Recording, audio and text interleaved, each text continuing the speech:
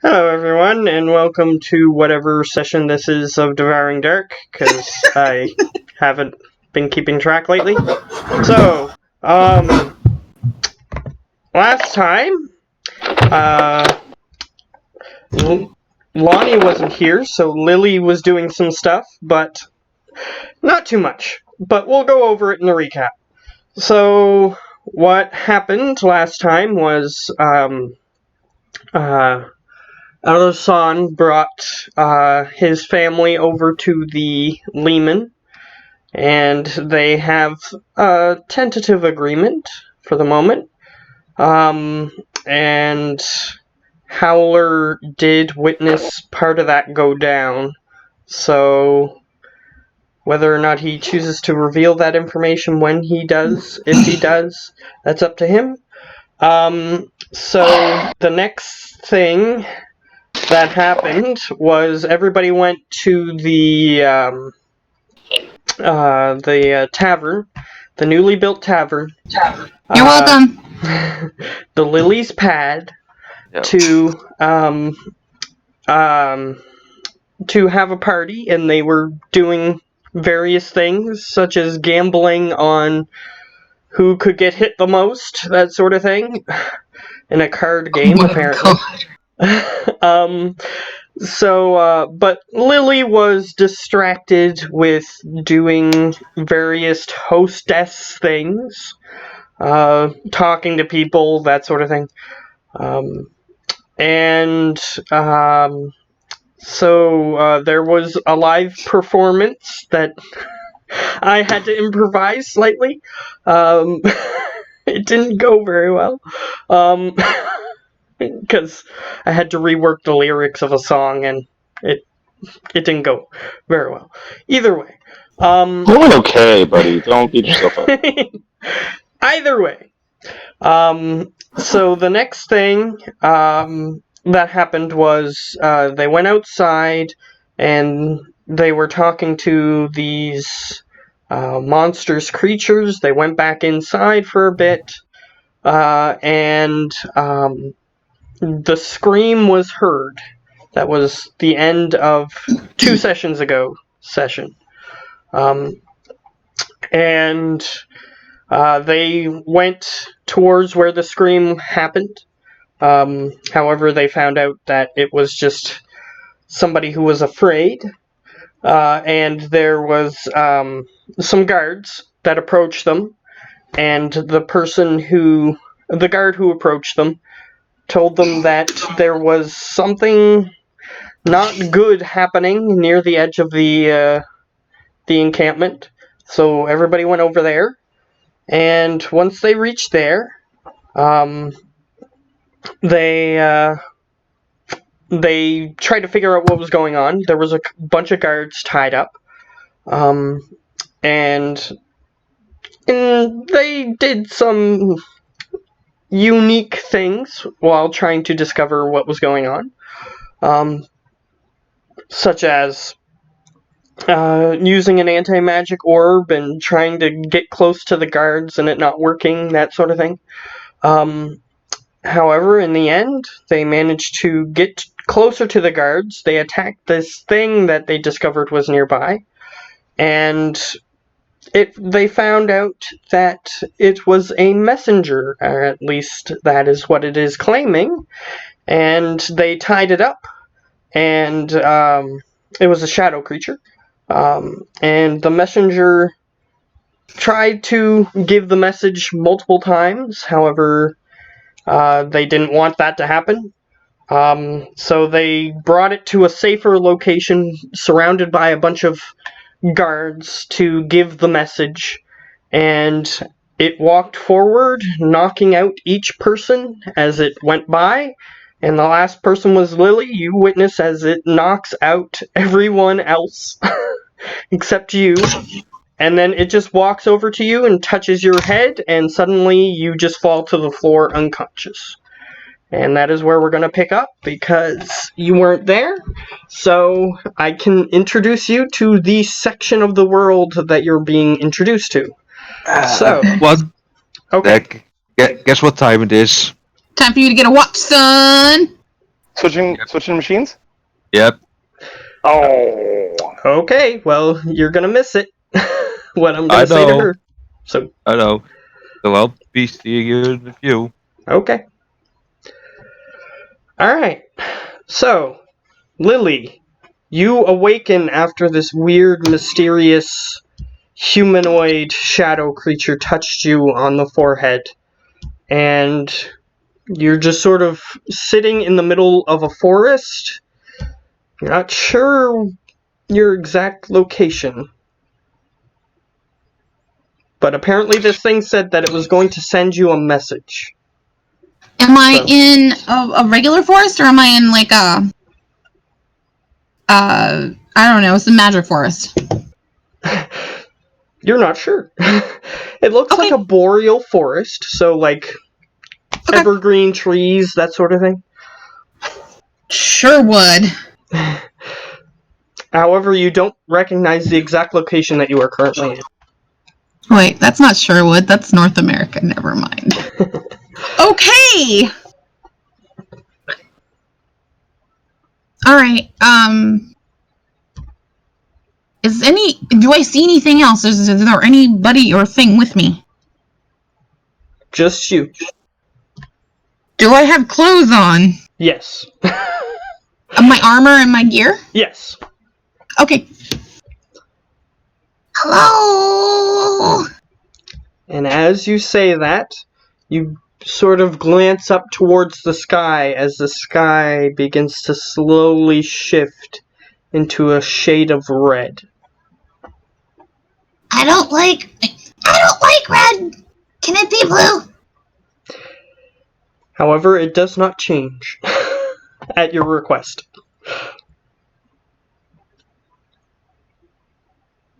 God, what would she do? They've been put in similar situations, just so you're aware. Okay. God, I mean, like, literally, what would she do? It's up to you. I'm gonna take a nap. Okay. Either she would eat or take a nap. That's what she would do. Fair enough. You lay on the ground. I pull out my bedroll. Okay, fair enough. You do have access to your bedroll, and you throw it on the ground, and you begin to lay on the ground. I will get you to make a perception check. Perception. I totally forgot to pull that character sheet out. Sorry. 1 second. Well, actually, I'll give you more than 1 second. I mean, I'm pretty generous. I mean... You are. Perception. Oh, it's a +0 anyhow. Wow. Majestic. Right. You lay on the ground and you begin to fall asleep. I'll get you to make another perception check, but this time it's for something different.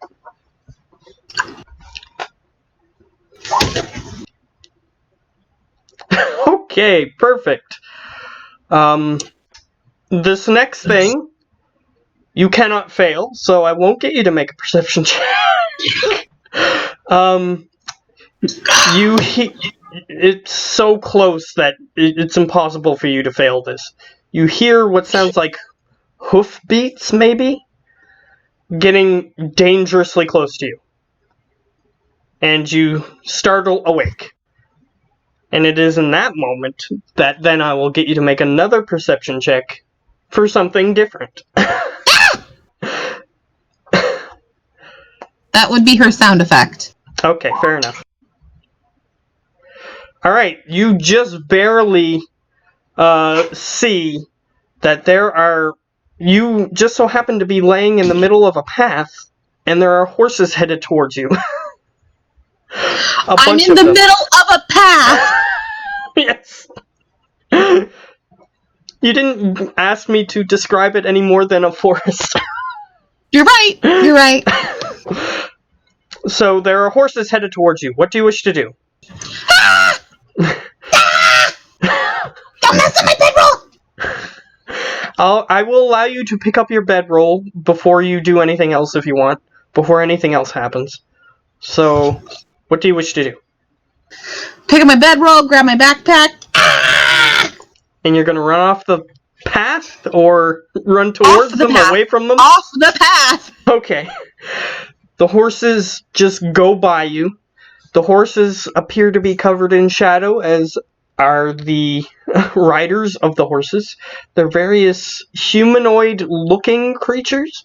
You can roll a nature check to see if you can identify any of them specifically.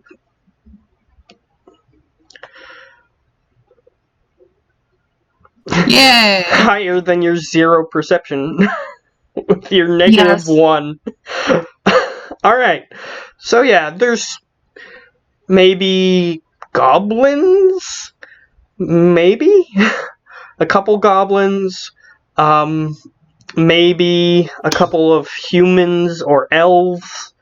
They ride by pretty quick, so it's hard to tell. But they're varying heights and their body shape, based on their body shapes, is how you're guessing this as they pass by. And you hear one of them shout, "We found another one!" As they continue going past you, they appear to not be talking about you. Okay, so she might be safe. Well, you're being told that you're being delivered a message, so... Stuff everything, backpack. Okay. Walk. Alright, you begin to follow them. I'll get you to make a survival check at this point, Survival. My +0. because you do have a chance of noticing something. Okay, perfect. You begin to recognize where this path is going. You're Where am I in going? the wooded lair, which is where the Hobbit place, or not the Hobbit, the Halfling village is, where you're from. Hobbitington? Yes, pretty much. But yes, you're on a path that leads directly to your village. And you appear to be going closer to it as you're walking down it, Run. following the people. Alright, you begin running toward where the people are going. And Yes. okay, yes. I figured that's what you were doing. Anyway, so you begin running in that direction. And you start, as you begin to get closer, you see that the mounted riders have dismounted and their horses apparently are just sitting there waiting for them to return, as they have not even tied them to trees or anything. They're just sort of just standing there staring blankly, not moving, unnaturally still. I'm gonna walk past. When I walk past, I'm gonna say, "Stupid uglies," and then keep walking. They don't seem to react to you at all. I didn't think they would. Alright, and as you begin walking closer, you hear the sound of, "No! Stop!"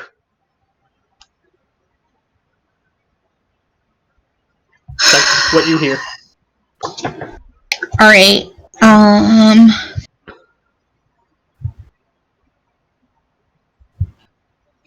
I'm gonna pull out. Tough call. I'm gonna pull out my battle axe. Okay. I'm like, book it. Okay.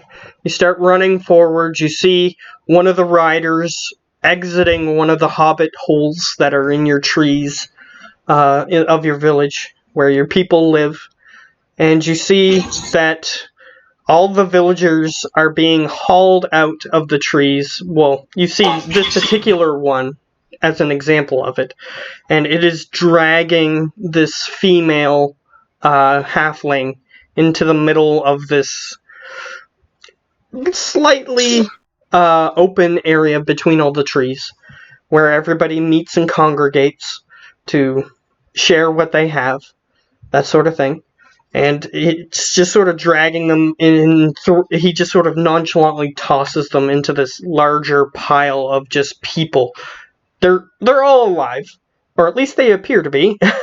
They all seem okay, other than being dragged out of their homes in what appears to be perhaps late in the day. Oh, hell no, ugly. If I can whack, I'm gonna try to whack. Alright, you begin to approach him, and you swing the axe through him. However, it does nothing.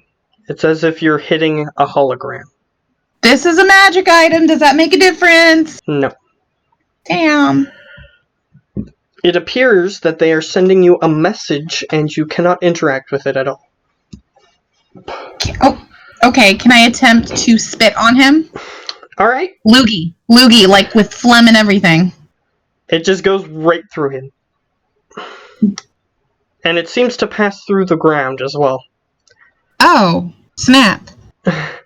Do they react to me being there at all? No. It's as if nothing is happening from their perspective. Okay, this is some stupid vision. I succeed. I'll go. Alright, and you begin seeing that they're gathering all these people in the middle of the open area. Like And the plaza or square? Yeah, kind of. It's just sort of like a common meeting area where everyone goes outside to do their various tasks and be closer together. Because your town doesn't really function on money or anything of that nature. They just sort of share everything. So it's just an area where they meet and do various things. Either way, it's also where your statue was placed. Just so that way you can get a frame of reference of where everything is. So you see that they're all just appearing to be standing guard around these people. You also notice that they appear to have these weird things around their necks. You can roll an Arcana to see if you can identify those. Best Arcana in the world. No, you don't know what it is. But you can remember what that is to see if one of your companions can tell you what that is later on. Okay. So you remember what it is. It's sort of like a leather dog collar with this weird white thing in where the vocal cords would be. It's placed exactly in that spot. Okay. So you're not sure what that is, but you know what it looks like.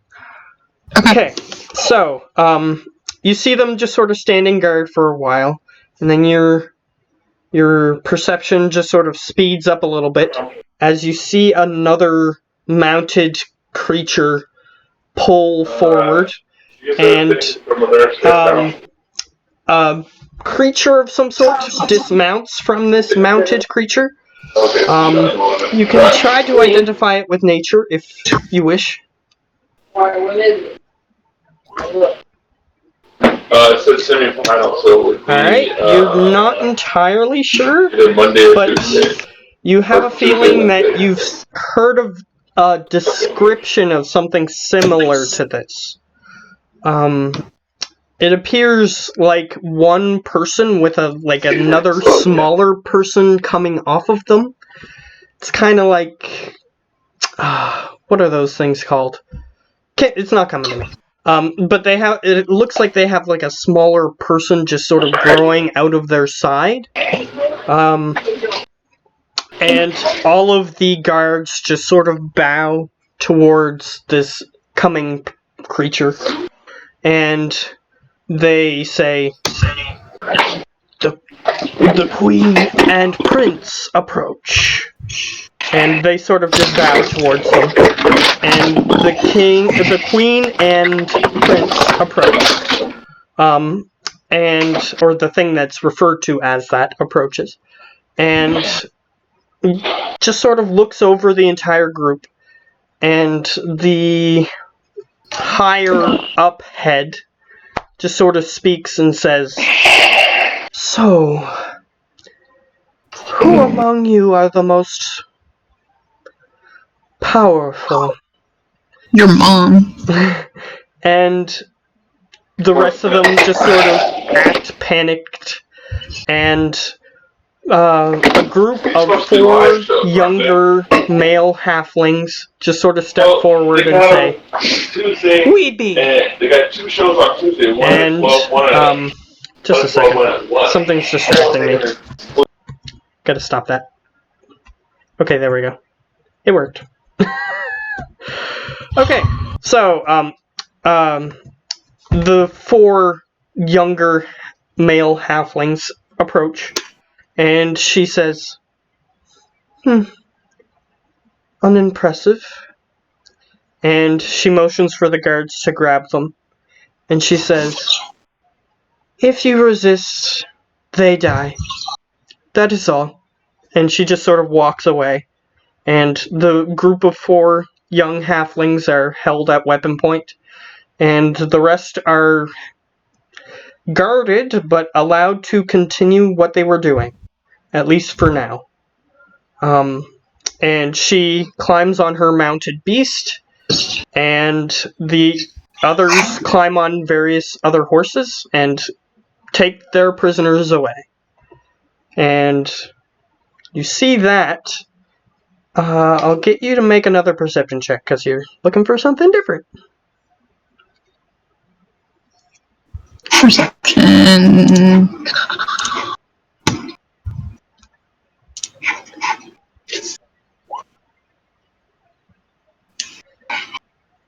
You see what looks like a blurry black thing floating above the woman that they refer to as the Queen and Prince. Sort of vaguely star-shaped, as in 5-pointed. You're not sure what it was, because you only saw it for less than a second, and it was kind of blurry. And it just sort of, as soon as you focus in on it to try to see what it was, it vanishes. And they begin leaving the village.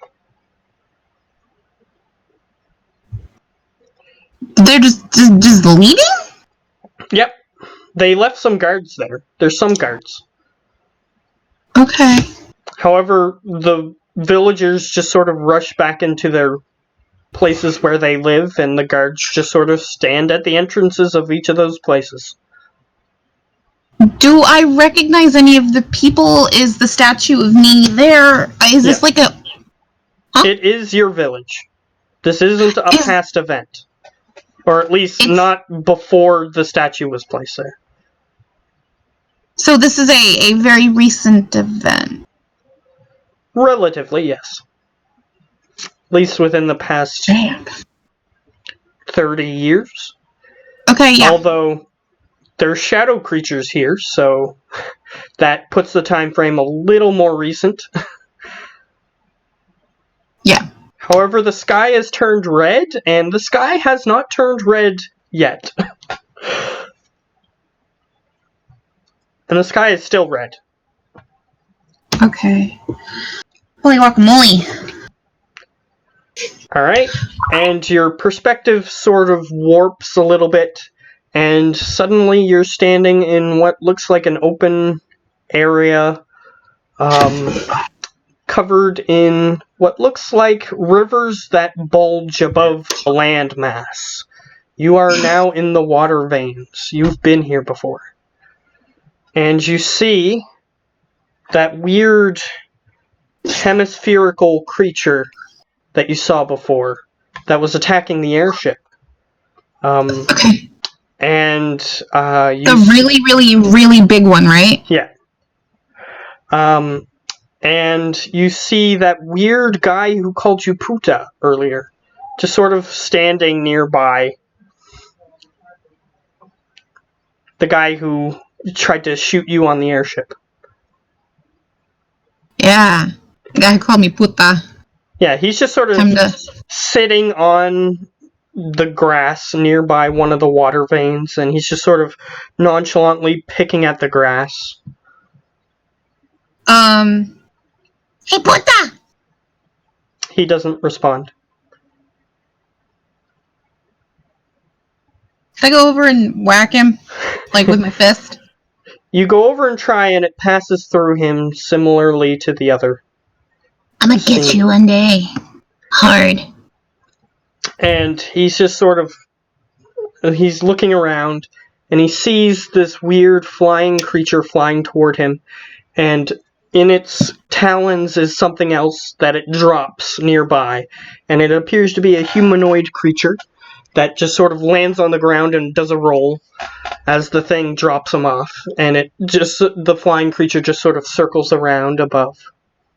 And the humanoid creature that was dropped, it has a hood on, so you can't really see its face. It just sort of runs up to the guy who's sitting on the ground, picking at the grass. And he passes him some sort of note, and he opens it, and he goes, "Ha! So our plan is finally going into motion." And he passes the note back, and the messenger nods. And the flying Would I be able to, Okay, go ahead. read the note? You can try. Yeah, I'll sure, get I'll you try. to make... Because you're not exactly knowing what's going to happen. So, make a dexterity saving throw. See if you get there fast enough. My best step. Not really. You manage to see some of it. It says, time to enact plan Gamma, Beta, and then that's all you get to see. Okay. Because unfortunately you didn't get there fast enough to read the whole thing. And he passes it back. And he goes, "Well, things are about to get quite interesting." As he walks over towards the big hemispherical creature, and he just sort of pats it on the side and he says, "Time to go to war." And the big hemispherical creature, its tendrils begin to emanate from its body as it reaches down to grab some of the nearby rubble that it uses to throw at people. And it just sort of picks them up, and it just sort of holding them as it begins to move.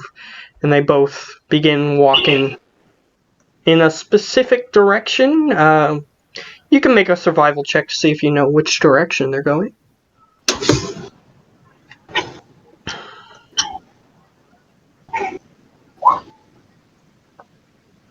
Yeah, you don't know. You're not sure. You're not sure if it's north, south, east, or west.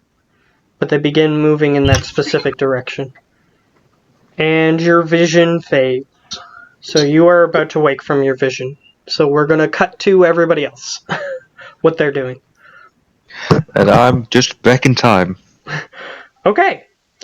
So, does anybody in particular want to go next? I just knew that Lonnie had a time crunch, so I did her first. Who wants to go next?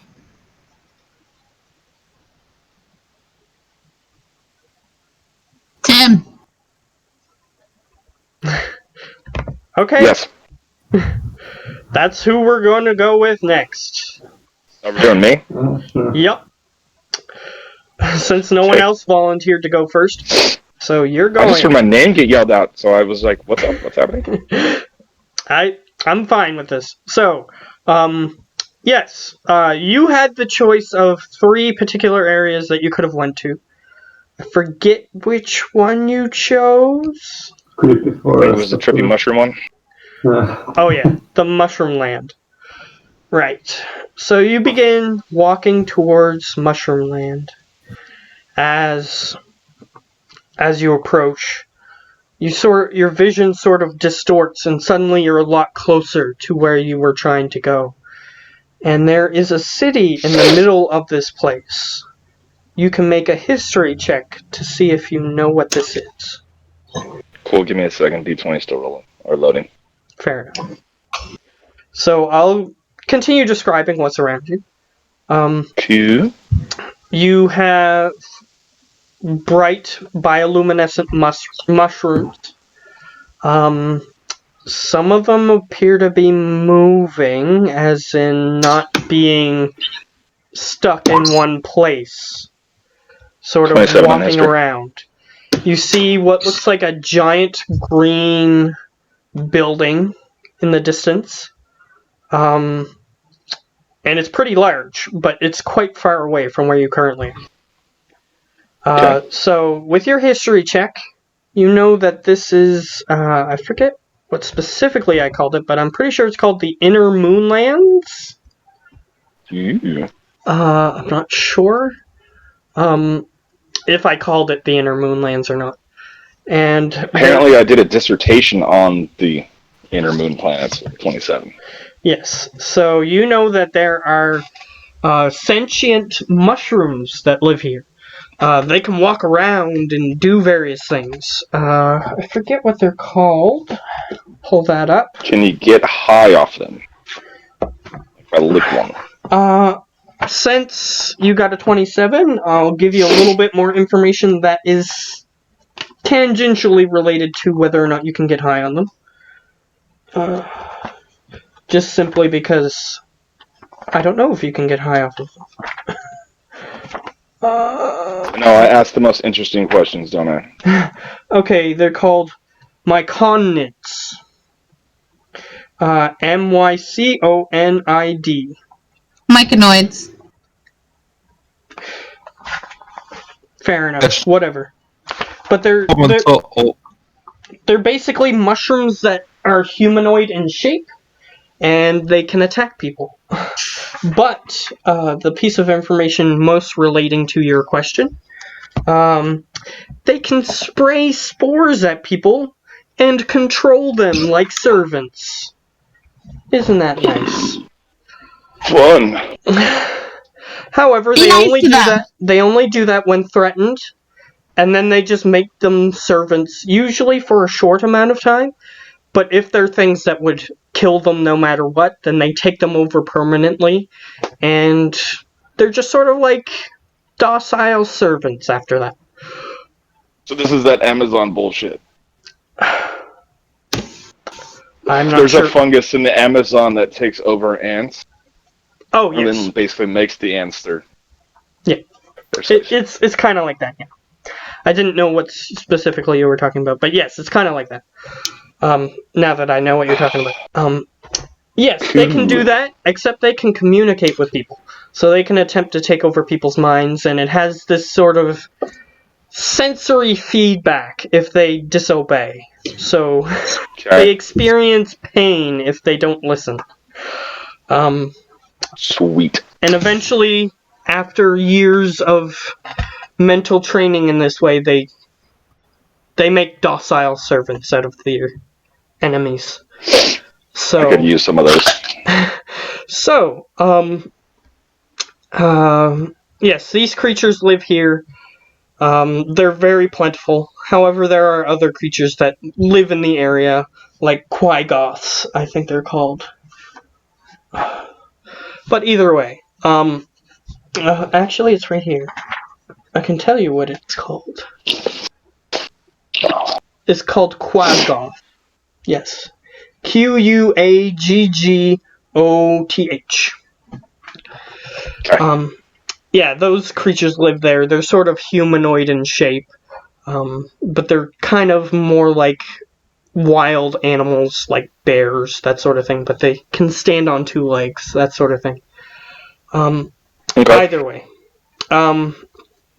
yes, there's various creatures just sort of wandering around in front of you. But however, you can see this giant spire of green in the distance.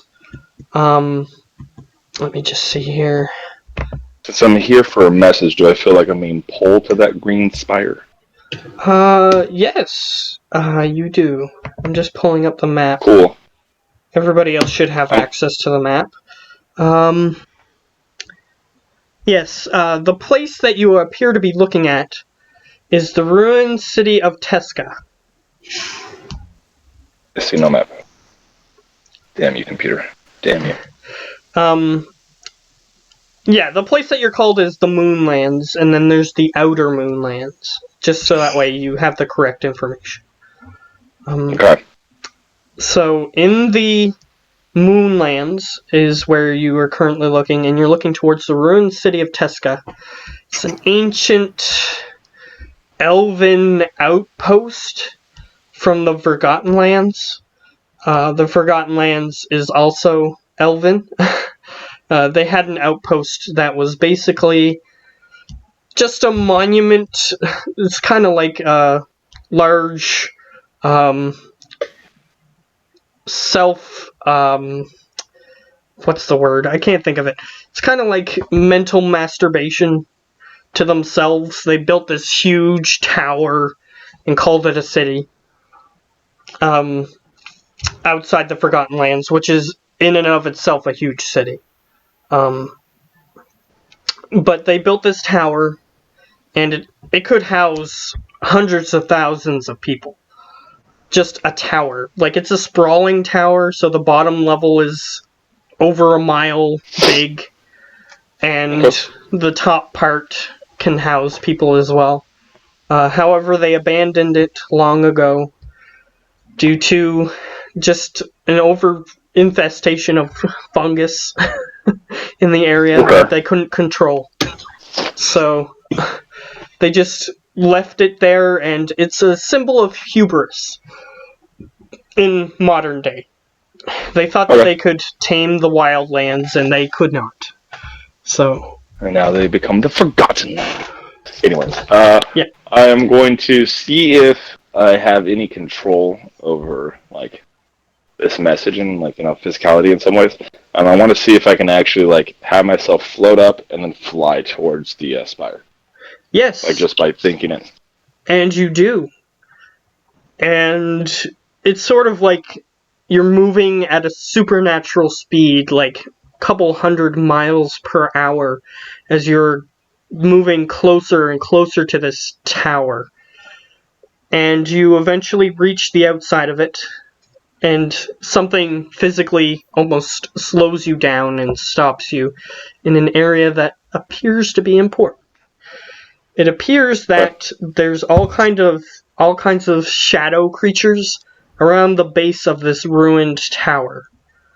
Even though it's a ruined tower, even though it's a ruined tower, it still stands at its full height. There's just places where there's holes of various things perhaps breaking in at various levels of the tower, but it's... No matter what you say about the elves, they do make things that stand for a long time. And are very durable. Because they know how to work with nature. Yes. They're very durable. Just so you know, for the rest of the time I'm in this vision, floating with my feet just dangling. Fair enough. So you see that there are shadow goings on at the bottom of the tower. However, you decided to float up as high as you could, and you're about 3/4 of the way up the tower, where you currently are. I'm also going to see if I can phase into the building and continue to go. Yep, you can walk right through the walls. Or float. Okay, so you want to go to the top? Yep. Okay. You head up to the top, you're going through the various floors, and I'll just give you a basic picture of what the floors look like. Elven Tower? Yeah. The various floors are covered in this bioluminescent fungus. You even see what looks like skeletal remains of various creatures just covered in this bioluminescent fungus.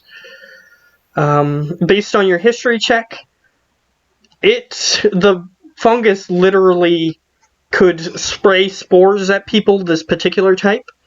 It could spray spores at people, and it would just grow over their skin and rot them away until they died. And then the fungus would just die and turn into this blackened form, which then would give off this bioluminescent color to make it look attractive to come toward. It's not a good thing to stand very close to. Okay. But it looks nice. I'm gonna poke it. In your vision state, it doesn't attack you. So you could actually get some... you could actually get some readings or whatnot that you couldn't normally get. If possible, actually, I would. Okay, you look closer at it. Make a nature check.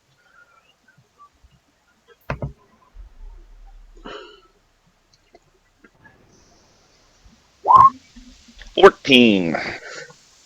You're not a whatever those people are called that study fungus.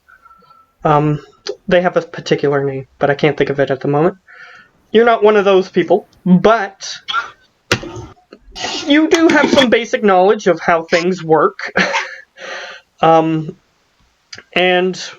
yes, it does look like it has some sort of sensory organ, perhaps, if you can call it that, from a fungus.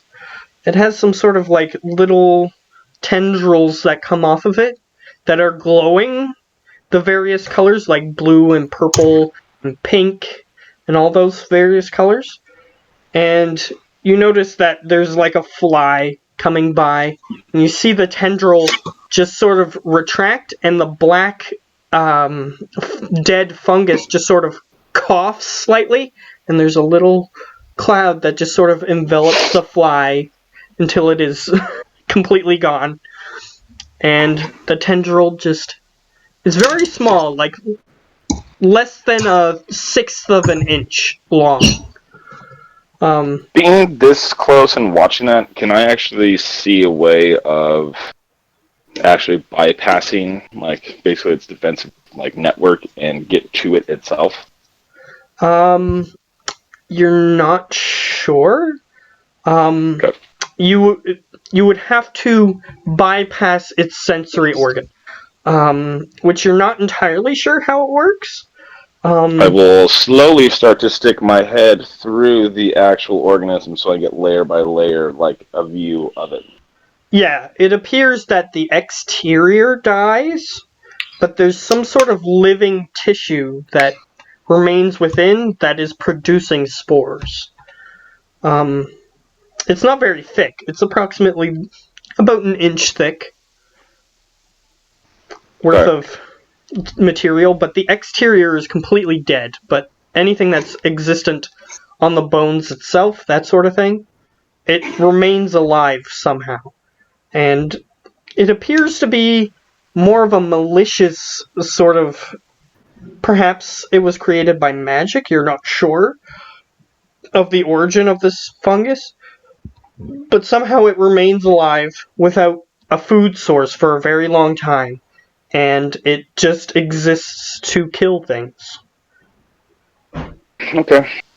I will now try to see if I can sense, like, myself being pulled because of the spell and the magic. Alright. Making a message being delivered, and then You managed... continue I'll to say move that onward. you said that you wanted to go to the top, so... Yeah. We'll get you there. I'll go to the top, and then after I get to the top, if it's not the place I'm supposed to be, I'll then, like, try to sense where it is. Okay.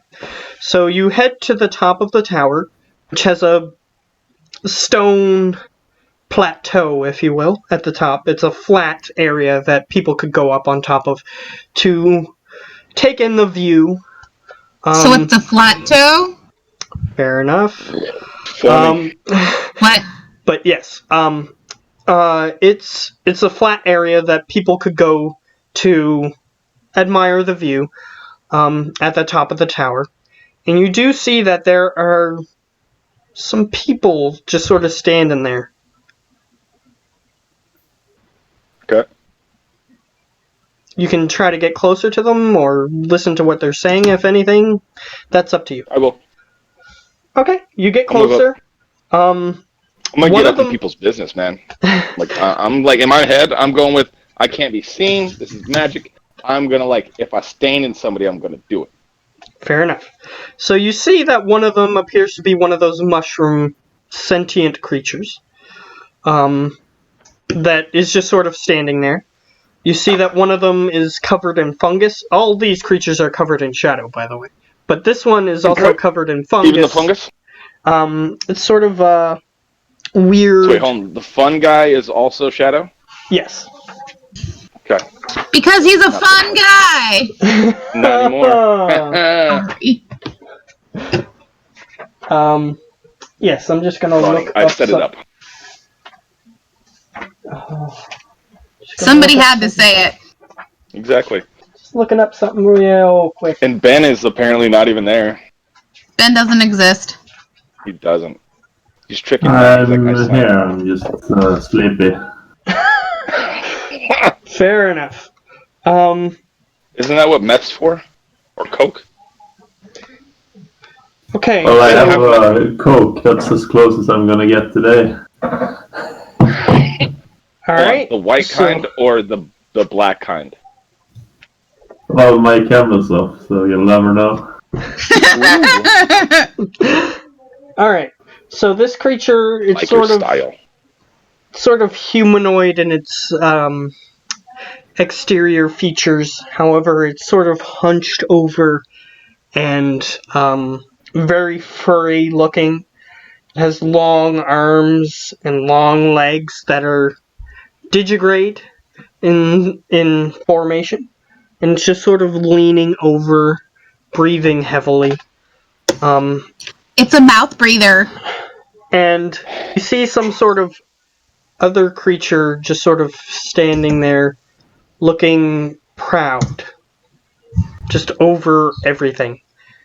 And you look out where the other creature is looking, and it's a humanoid creature.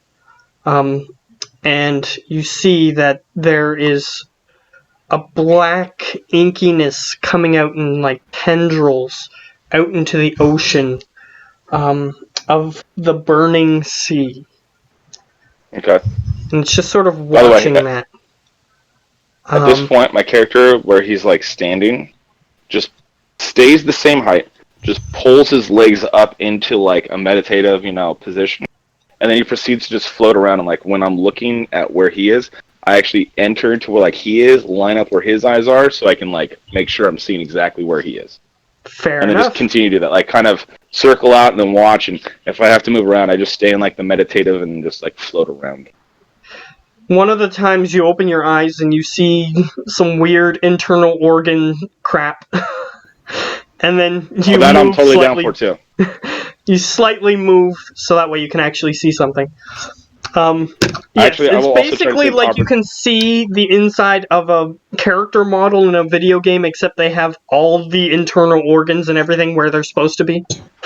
It's actually super important, Matt. My character is trying to take advantage of this opportunity and be like, oh, the mushroom guys, I'm going to dive through them real quick and see if I can find like where their heart or maybe other vital organs are.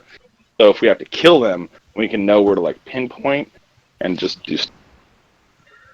Okay.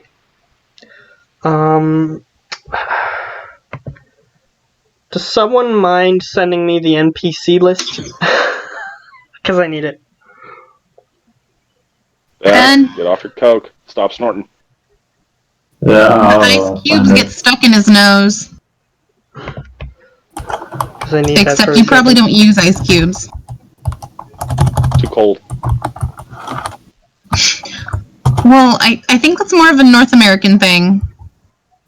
Matt, do you put ice in your Coke? Sorry? Do you put ice in your soda? No, because it just waters it down. Do other people in Canada put ice in their soda? Yes. Yeah, it's a North American thing. Do you Europeans do that? You put ice in your sodas? Pot. Well, restaurants often do, but no, I don't do it at home. So Okay. do you also prefer like hot sodas, like Gio just said, which is No, of course not. Hot soda is stupid, but you hot. take them right from the refrigerator, freezer. I mean, if you buy them new, just put them in a freezer a while. okay. It's So hot, Gio like was saying hot that you put outside. ice in when it's hot. Got you. I tracked with you. You just the way you said it before was like, oh, his preference is hot sodas. It's not usually hot. It's a North American thing, bro. But, yeah. Everybody wants it cold. Anyways, Matt, you have the NPC doc, right? Yes. He's mad that he was wrong. Because I need to know No, which 'cause- person that I'm thinking of. Well, no, I'm pretty sure Ben wants to like take a quick little nap right now. Like that's what he's doing. He's just waiting to hear Ben, and then he's like, huh? Yeah, I mean, I wouldn't mind just falling asleep, so if I don't respond. Okay. Just yell Ben. Ben! Yeah. Problem is this list Let me see. 1, 2, 3, He's saying your list 4, sucks, bro. 5. No, it's Heard it. complete. It's complete. I was just making sure. Okay.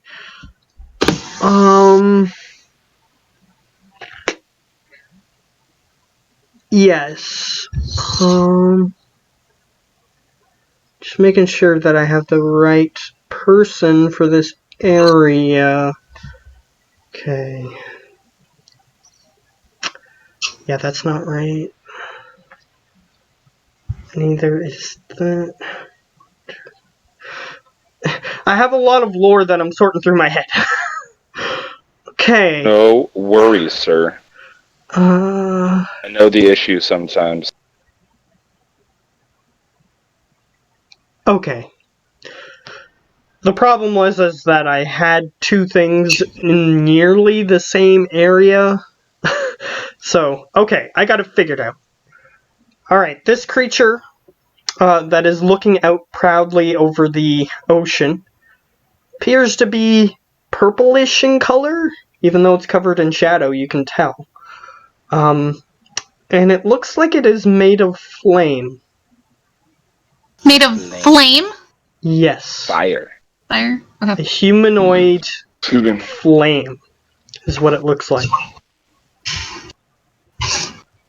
Okay. Do I do can I make a roll to see if I recognize this? Or there's no chance of me recognizing your work? I'll let you roll. However, I'm going to say that the DC is very high because this thing is relatively new to the universe and very few have seen it. So is it a history check, an intelligence check? History or nature or arcana. Any one of those. Could I do an arcana and a history?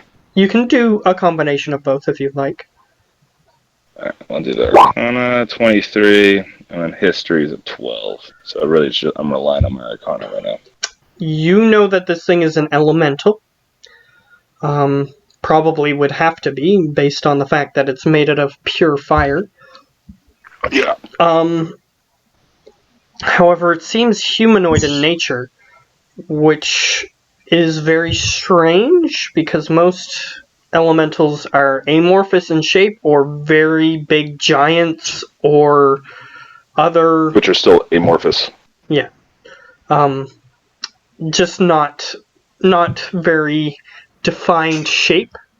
However, this thing has a defined shape. And it looks like a man or a woman. It looks like some a type woman of humanoid, some specifically. type of bipedal. Yeah. A woman. All right. Knockers. Yes, it does. However, it's just sort of looking proudly over this weird tendril thing that is going out into the burning sea. Make it very clear I asked because I have fire resistance, so you know. Anyways, all right. So she's looking out over what? Over the burning sea, which, if you have your map open, is just north of the location where you currently are. I can't. Well, it is just north of the location you currently are. Okay. So, are the people here even talking, interacting? Not at the moment. However, you do see that the mushroom-like creature is moving closer towards the burning lady. And it is at that moment that you begin to start searching its internal organs. And I'll get you to make a medicine check. See if you can discern which are more important. Bad one. No. I got it. It appears to be a creature that has things inside of it. Mushy parts. Is it a dry? Sorry, I'm not there. So, if you attack the mushy parts, that would probably hurt it. That's true with everything. This is just one of those like. Well, you're not very well versed with the anatomy of this creature, apparently. Well, no, I'm going with this is one of those things where I never really thought it would be important. I just blast whatever it was to smithereens. I didn't need to worry about internal organs. Yeah. That's where I'm like, shit, I shouldn't have skipped that one And they're teaching all the like medicine and bullshit. Yeah, exactly. Yeah, so there's mushy parts inside. It's much more vulnerable inside than it is on its exterior, so somehow finding a way to get to its interior and hurt those parts would probably be a good idea. I'm just gonna set it on fire. Mushrooms don't like that. Alright, so I see the mushroom, he was heading that way. I'll pop my head out and I will see if I can get to the woman before him. Okay. And you do sort of a first-person view from her perspective as she turns and looks toward this mushroom creature, and you feel some sort of telepathic messaging towards you. And it's not directly towards you because it's a vision. But anyway, you hear the telepathic message saying, "Our preparations are nearly complete. Only a few months, and this entire ocean will be ours." And she says, "Good. Continue with what you are doing."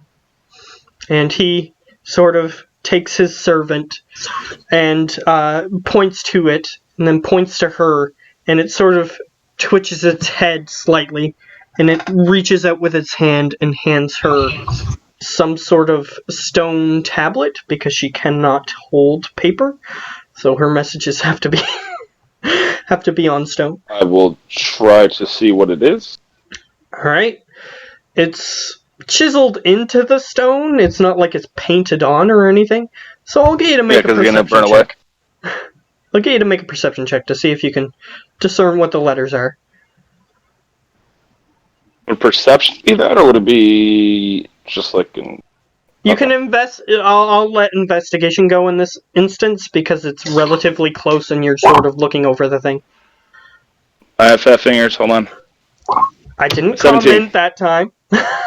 I know, I did. specifically stopped myself from commenting that time. Thank you. Okay, so I with mean, the 17, ladies love them, but it's not good for this shit. Wow, really? Either way.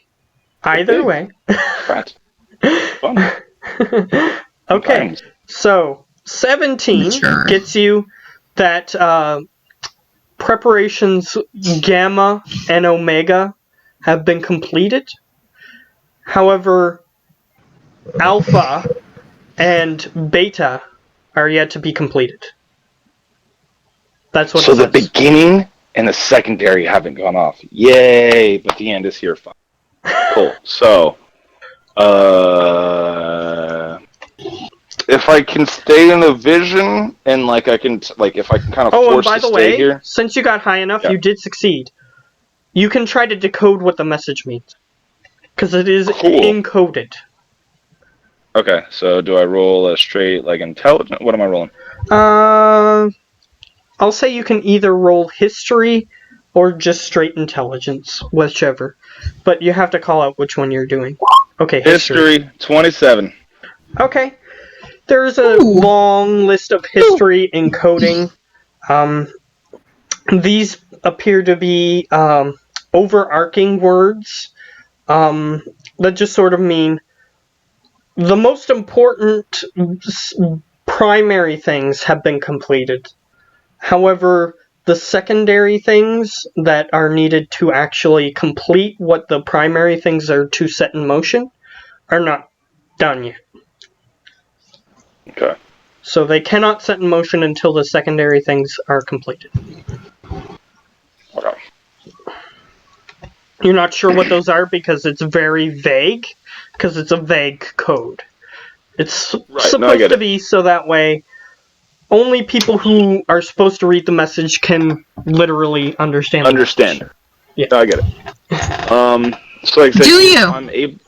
if I'm able to force the message to keep holding on, even if I've received what I'm supposed to, I want to go back to the tower, and I want to try and go through from the ground floor up to find any weak spots, or that we could basically if we show up, we can just bam, hit it here and here and here, and then the tower might start to collapse, and then instead of having to fight all the way up the tower to get the dickheads on top, they'll just come down to us and we can fuck them up. Here's what I'm going to get you to do. Since you did so well on your first history check, make another history check, and you might not even have to examine the tower. 26. Alright. You do know that there are certain points in the tower that have been sieged by robbers, if you will. And they had explosives with them, and somehow the explosives went off. No one returned alive from the expedition. They just looked at the tower from a distance and saw that the explosive went off. So you do know that there are certain places in the building that have imploded or exploded weaknesses, that if you targeted those areas, you could do kind of like when you see a large skyscraper fall down, the top floors, the weight of the top floors landing on the bottom floors just collapses the bottom floors. Precision drop. Yeah. A precision drop. Okay. So there are certain floors that don't have all of their, all of the walls. So if you hit the walls on those sides, then perhaps the building will. Okay. So at about the 100th floor, the 210th floor, and the 300th floor have such weaknesses. Okay. So you can keep track of those if you wish. Okay. Hold on. Let me actually write a note for that.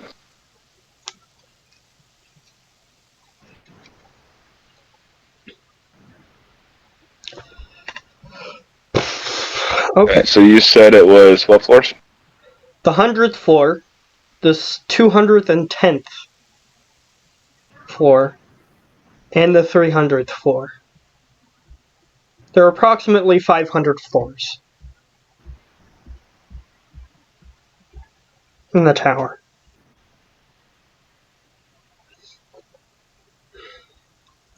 Though you do know that those floors that I just named also do not have fungus on them because of the explosions. Okay. So you didn't even need to go through. Just from your basic knowledge of expeditions to the tower and how they ended up not going so well, you just know that information. Okay. Cool. See, is there anything else?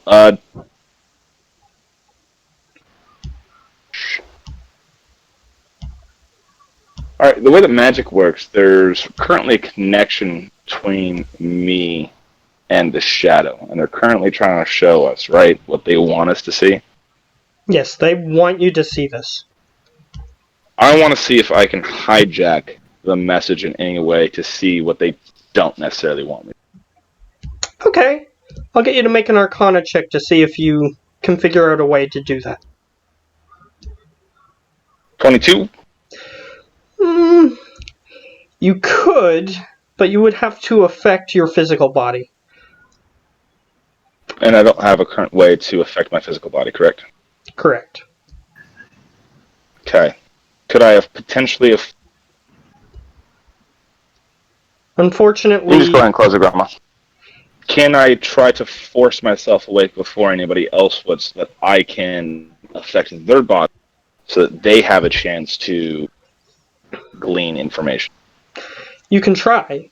However, based on the nature of a shared dream sort of vision, you may interrupt everyone else's if you do that. What if I tried to enter into a strict lucid dreaming state, so I am both still dreaming but able to communicate with the outside world? So, like right now, I know we're surrounded by guards, and I think we had one or two of the other I think Jonathan Briggs or somebody else is here, so I can just say what they need to do while still staying in the dream. You can attempt to communicate. You won't, however, since you're in the vision, you won't know if it's actually doing anything until you get out of the vision. Oh, 100%. This is, like I said, it's 100% a gamble. It's just something where my character is like, hey, if if we can kind of turn this to our favor a little bit more, let's do it. Okay. So, how you would do that is by assuming that your body, you still have some sort of control over it, even though you're in the vision, and just doing what you wanted to do to get them to know that what you're trying to tell them. Okay. So, do you need like a wisdom roll or an intelligence saving throw, or?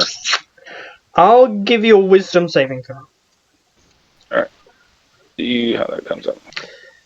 But your character won't know regardless of what number you get. No, Okay. I did roll a 24. Okay. We'll see what happens when you get out of your vision. Yeah.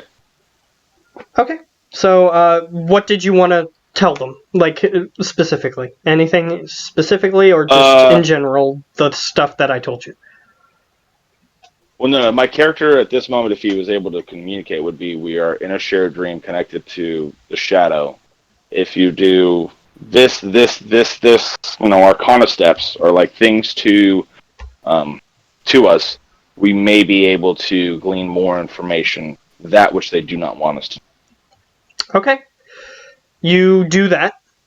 You sort of are moving your hands and talking. Well, almost. Okay. Just to try to get their attention. Like, someone who's in an unconscious state wouldn't be able to move their hands normally. So you're sort of like making motions to get people's attention. I make motions, and if possible, even just like making like arcane hand signals and like symbols, like things that I would not just normally do, trying to gain people's attention. I don't even know if I have a strictly like hand motions are somatic, right? Yeah. I don't even know if there's like a cantrip I have that's completely somatic that he could cast, like prestidigitation or thaumaturgy. That's verbal only. Verbal? Yeah, thaumaturgy is verbal only. It says right there. Yeah, I just saw. It's prestidigitation. That has verbal and semantic. and schematic. Mage hand, I believe that's also going to be verbal and somatic. Pretty sure everything's going to be. Firebolt is verbal. Yeah. Yep. Okay. Verbal. So All right. So there's just trying to do, like I said, the like kind of hand motions and that to just try and gain attention and let any of the magic users there know, like, okay, he's not just moving because of the dream. He is trying to communicate to everybody. Okay. So you make those hand motions. You attempt to say the words. In the vision, you're saying them perfectly. You're not sure how that's translating to your physical body, however. Completely understand. Yeah. So, all right. Was there anything else that the vision wanted to try and show me? All right. You sort of... your vision starts to get screwed up in this area. So if you wanted to try to stay in that area, you're going to have to try to do something, but your vision is getting screwed up to indicate that you're being transported to somewhere else. I will try to force it just for a little bit to try and see where she was actually looking, the fire creature. Yeah, she was didn't really do that, did they? Yeah, she's just staring off into nowhere. Yeah, she's just looking at the black tendrils that are going out into the water. Okay, then I will actually let the dream go ahead and shift to wherever it's trying to move. All right. Vision. Your vision shifts, and suddenly you are in a bog. And what you're looking at appears to be a hollowed out hole in the ground being filled by a river that's sort of just trickling into this hole, but it's a large hole, like maybe a couple miles around. And it's filling up this little hole that you're standing in front of. Not very quickly, and it's seeping into the ground, so it's not filling up, but it's spilling into this hole. I'm gonna move upward to where I can try and see where this river or stream or whatever it's filling into here, where it's coming from. Okay, it's coming from much further away in another place. You try to move towards it, however, the vision seems like it wants you to be here. Sorry. 1 second. I need to take a phone call. Okay. Okay. So, kind of awkward. So, let me just see. Okay. And I'll just indicate to Ben that you know where this is. As a player. Yeah. Yeah, the place that I'm indicating. You know where that is as a player. The burning sea? Sorry? The burning sea, you mean? No. This hole that I'm describing.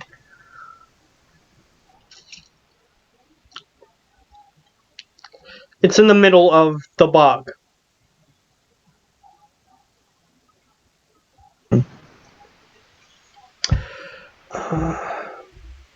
Hopefully he comes back relatively quick.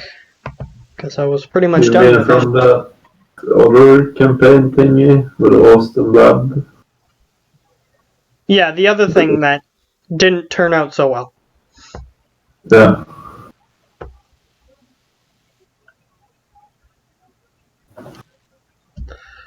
Well, either way, I don't think I'm gonna stay up for much longer, so I'm probably gonna head off in not too long.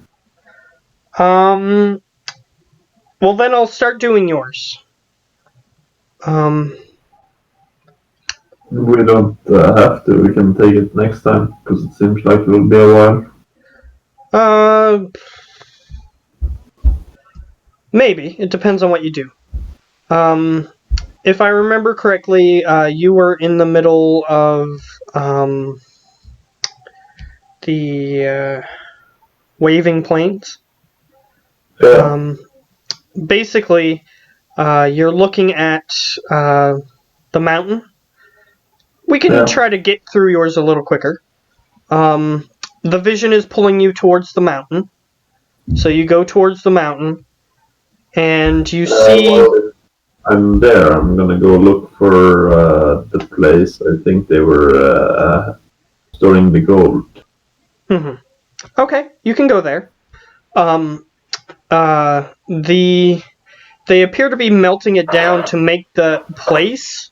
However, after you destroyed that place, they stopped production. So it's sort of dormant.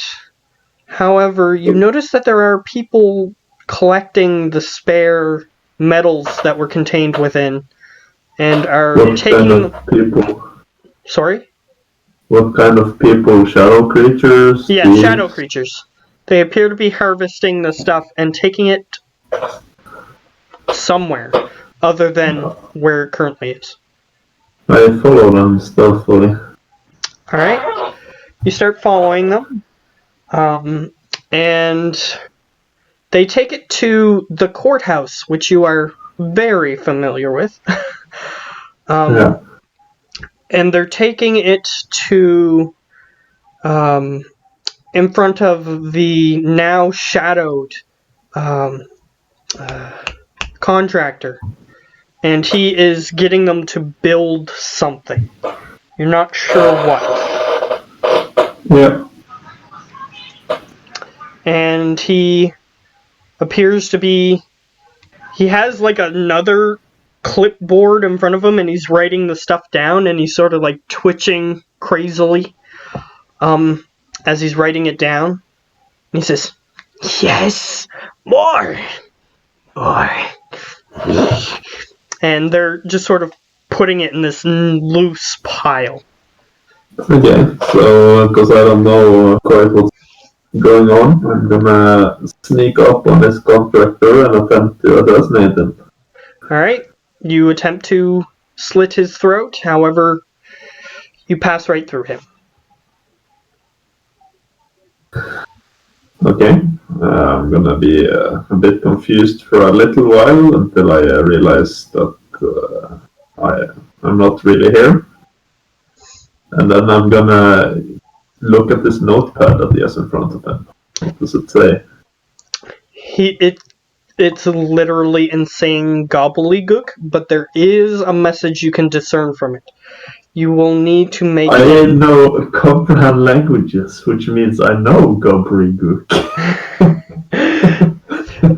It translates to gobbledygook. However, there is a hidden message that you can attempt to discern with your investigation. Okay, does it help that I'm an expert forger? What type of check No, does it does not. Not in this instance. What type of check does it take? Investigation. Investigation. Let's see if I keep that roll. Sure, 18. Alright, there is a hidden message. It appears that he is writing similar messages to what everybody else has been seeing, like alpha, gamma, weird encoded words, but there's also, it's like every third letter is an actual, if you put them together, it becomes an actual sentence. Okay. And it says that the secondary, like, you're familiar with codes, so I'll just give that one to you. Yeah, the primary preparations are almost complete. However, the secondary ones are yet to be even started. Do I get any, if I stay around at the while, keep flipping through it? Like, do I get any more information about what these preparations could be? With an 18, you get that, they appear to be going to war, and you get a message that appears to be just someone talking, maybe? It just says, their stupidity will not be recognized by them until it's too late. Where do I get this message? How do I get this message? It's just in the gobbledygook, every third letter. Randomly, it just Okay. goes into that, and that's what it says. Yeah, well, I just point at the sentence and then look at this creature and I say, oh, you're right about that one. I will keep searching for where they're storing all of the gold and treasures in the courthouse specifically. They're just storing them in the main area where trials would be decided. They just Okay. moved all the benches out of the way, and they're just throwing it in the middle of this room. I look in the jail to see if there's anyone there. You look in there. You see a shadowy figure. However, as you're trying to get towards there, it seems like the vision keeps pulling you back physically. I close my eyes and keep moving forward. Alright. I'll get you to make a wisdom saving throw. This'll work. 24. It did work. You suddenly open your eyes, and for a second you have a chance of seeing what's in there. So make a perception check. Yes, this one is based on 2 rolls. So I'm gonna look that one. Okay. So 24. Okay. Yeah, you see what looks like a very relatively skinny humanoid creature. It has vapors coming off of it. And it is wearing a familiar hood that you recognize. Is it Toric or is it Mr. Flamboyant or? It is them. He is not Okay. in his Vulpine Hulk form. Yeah. But it looked like it was locked up impersonated. Yeah, he is locked up in this room. However, he's covered in shadow and he has these weird white vapors emanating off of him. Okay. However, as soon as you look over and see that, the vision pulls you back. Well, as I get pulled back, I just mumble to myself loudly, well, not much to look at anyways. I've always been a better leader, and I step back into the main room. Alright, and as you do, you get pulled into the middle of the desert. Desert. Okay. Suddenly, you're in the middle of the desert, and you see in the distance a caravan being pulled by shadow horses, and there are shadow creatures within the caravan, and outside the caravan, running alongside it, and they appear to be playing music. Oh. Well, I will take one of my mugs of ale. Do I actually use it? So should I note down or?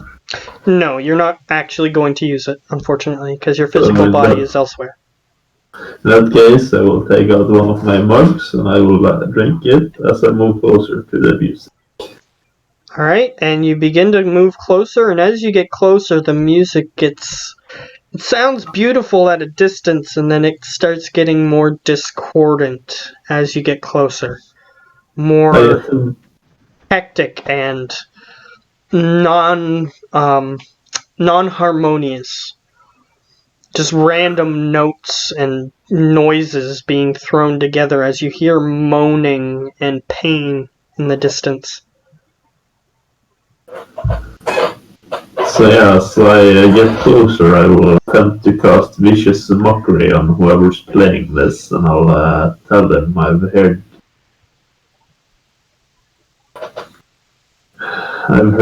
better music coming from bathroom stalls. Alright, unfortunately it doesn't gain purchase on anything. But that would have been funny. However, it begins to move past you. As it moves past, I will use my incredible double dashing speed to see if I can look inside this caravan. Okay, you see inside, there are various heavily wounded yet still living creatures within that appear to be playing various instruments, crying out in pain as they do so. Perhaps you think that that's their version of singing. There's some creatures within that appear to be dancing, and as you look closer, the caravan, inside the caravan, it appears to be much larger than it should be. And you see, like, there's ballerinas dancing on a stage in the background, and you see cages with people in them. You see a whole bunch of stuff that that shouldn't be physically possible. Okay, so it's a magic caravan of terrible barks. I got it. I will see where it's going, or look for if anyone's singing about the path they've been traveling, the journey they've had. You just follow them for a few hours, and they just seem to be swerving back and forth on a nonsense trail that just leads back to where it began. Oh yeah, I would not follow them for a few hours then. Just follow them for a little while. Well, it takes you a few hours to realize that they went back to where they were. Okay. Well, in either case, I will just go out in the desert and I will start just... Yeah, I'll just start drinking. Alright, you can see a town that you've been to before in the distance. Okay, going again. How many kegs of, or how many ale mugs have I been through at this point? You perceive that you drank half a keg of whatever this liquid is, and you don't feel any different. Oh. Well, I'll just throw out the rest and hope that it's terrible. I was hoping for better. Because I haven't tasted it yet. Either way, you throw this barrel in the middle of the ground, and you see that the town is strangely empty. This is a place that you've been to before. As in, you've been there traveling before everything happened, and you've been there after everything happened. Yes, this is Gaia. Yes. And it seems strangely more quiet I will than it go was to before. the towers in Gaio. I will look for the crystals. See if there's any more in town. Alright, you get to the tower, and as I'll say that you start looking through the boxes, but as you start looking over the town, you see that there's nobody in the town.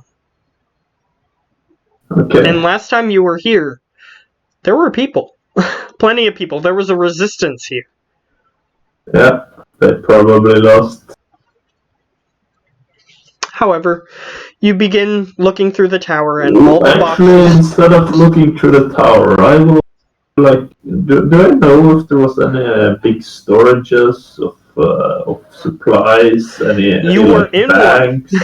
You were in one. That's where you got all your beef jerky. Yes, but like for gold and stuff, would I know if there's anything other than that? And I will also check that to see if there's any money left behind. Alright, you see that the storehouses are empty. You do know that there is a palace for a royalty of some sort. I check it. You go there. It is strangely empty. You've been here before. You've been inside the. I'll say that you've been inside this royal palace for one reason or another during your thieving career, and you see that even tapestries that would be worth maybe like 2 gold have been taken. They're not there. All of things of value have been looted. So I will go to the Hobgoblin raid. Hobgoblin. What's it called again? The raid party. Oh yes, there was a encampment in the sewers that was hiding in the sewers. Yeah, I will go to the Hobgoblin who's all on ecstasy. I will look for them.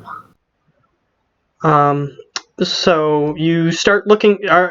Just so that way we're clear, you're talking about the one under the city, right?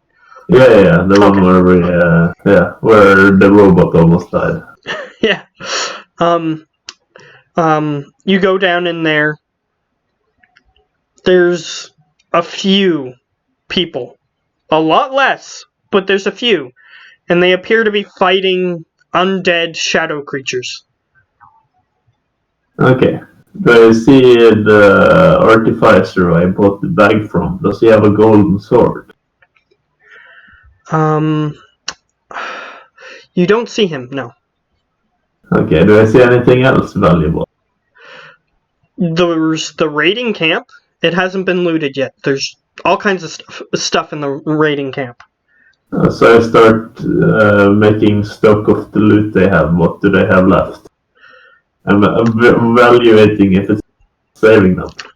They have high quality weapons and armor that are still on the racks.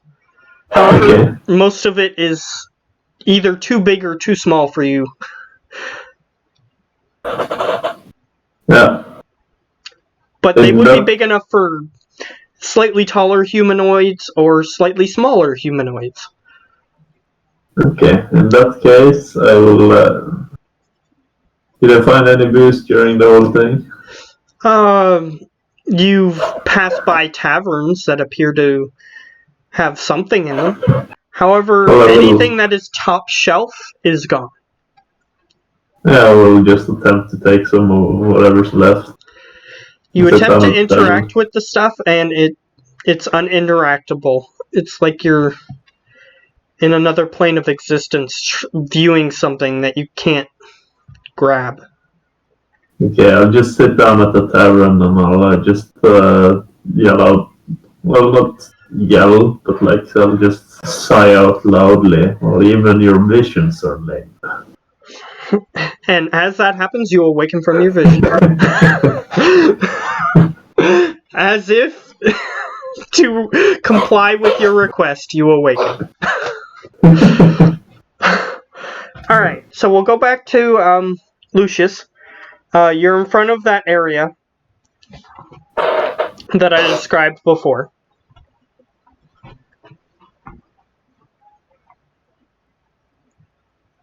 Are you even here? You're muted.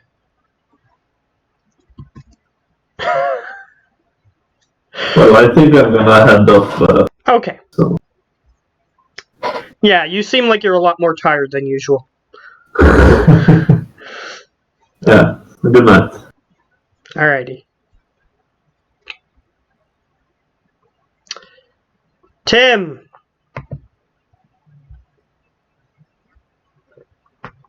Okay. Tim! Did you die, Tim? I think Tim died. Oh well, as to continue the momentum of things happening, I'll message him on Facebook, and then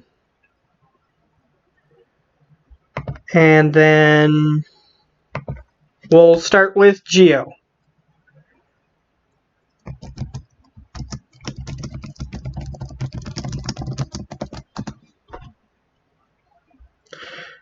Okay, Geo.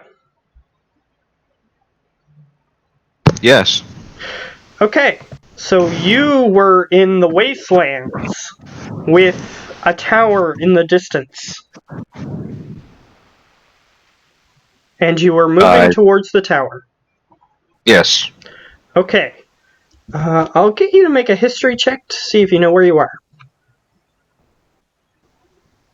History. One of my skills. Because there isn't a geology skill, so history is going to have to do. 18. Okay. You are in the steam-filled wastes. If you look at your map. Let me just grab it. And you appear to be heading west.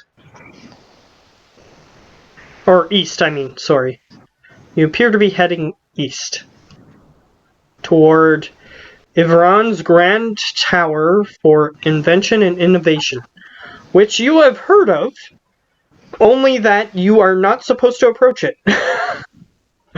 So assuming that I'm not, well, me, and just spectral thing. Yes.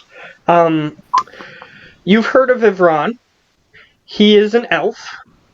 And he does mad experiments, if you will, on various living and non-living test subjects. Question, does he do like, yo, crazy mad experiments, or he's like, mad experiments? Crazy. Crazy, not...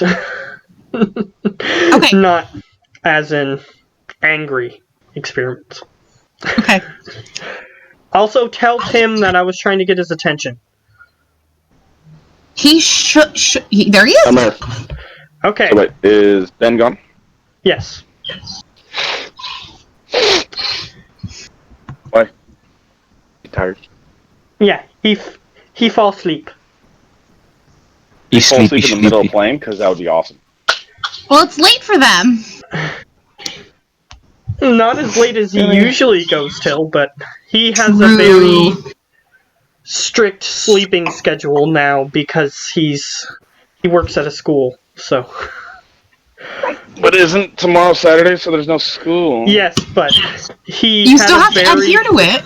He had a very horrible sleep schedule before, during the summer, so he's still readjusting, I think is the problem.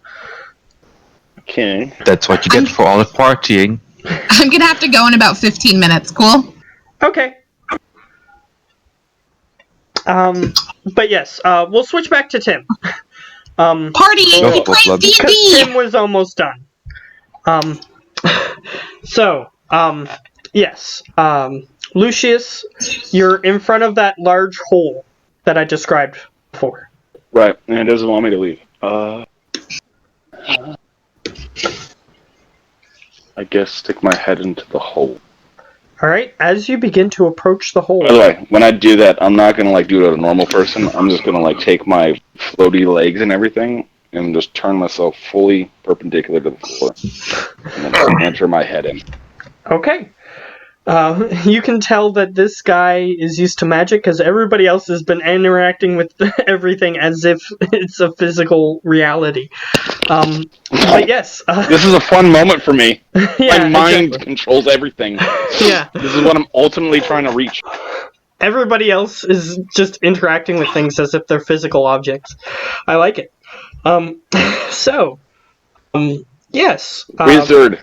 I'm going to repeat what I told a few sessions ago. Wizard. yeah, and as you begin to fly towards where the hole is, as you get within 5 feet of where the hole is, suddenly it's as if you pass through a barrier and you are suddenly presented with the hole being filled with a large city. Ooh. And you see, I'll get you to make an Arcana check to see if you can see what this phenomena is.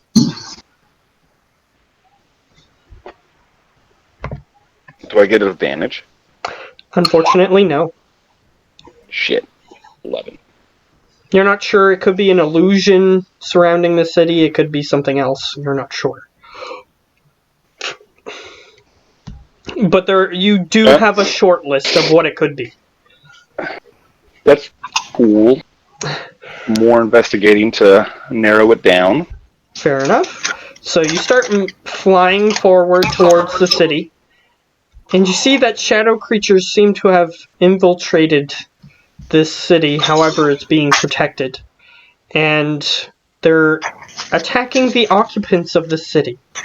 And I'll get you to make a nature check to see if you can discern what the occupants of the city are. Nature. Sure there's nothing else, like history? No. This city is Sorry, 17. something that you are not sure of. Okay. The occupants of this city are Kuatoa, I think? Let me just look that up. Make sure I'm using the proper pronunciation. Yes, yours encounters your vision apparently encounters a lot of mysterious creatures. I think they start with a K,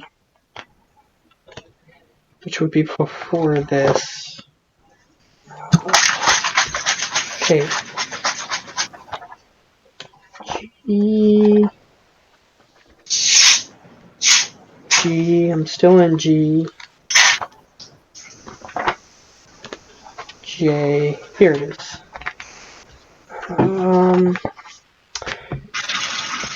Yes. KUO dash TOA. Kuotoa. They're fish-like humanoids. So they have literally their head looks like a tuna's head attached to a humanoid body. So their eyes are very glassy looking unless if they're in water. It kind of looks like a fish head if you were to order a fish head. Very non-appealing looking. So I'm looking at some Monte Calamarians. Basically. Take a fish at soup. Yeah. Maybe they can make some, super badass spaceships. Maybe. However, they seem to be fighting with rudimentary weapons, such as spears. They're not making no spaceships. They're not in those spaceships currently. It's a trap! Sorry, I had to. Either way, they are fighting off shadow creatures. You also notice some elderly women among them.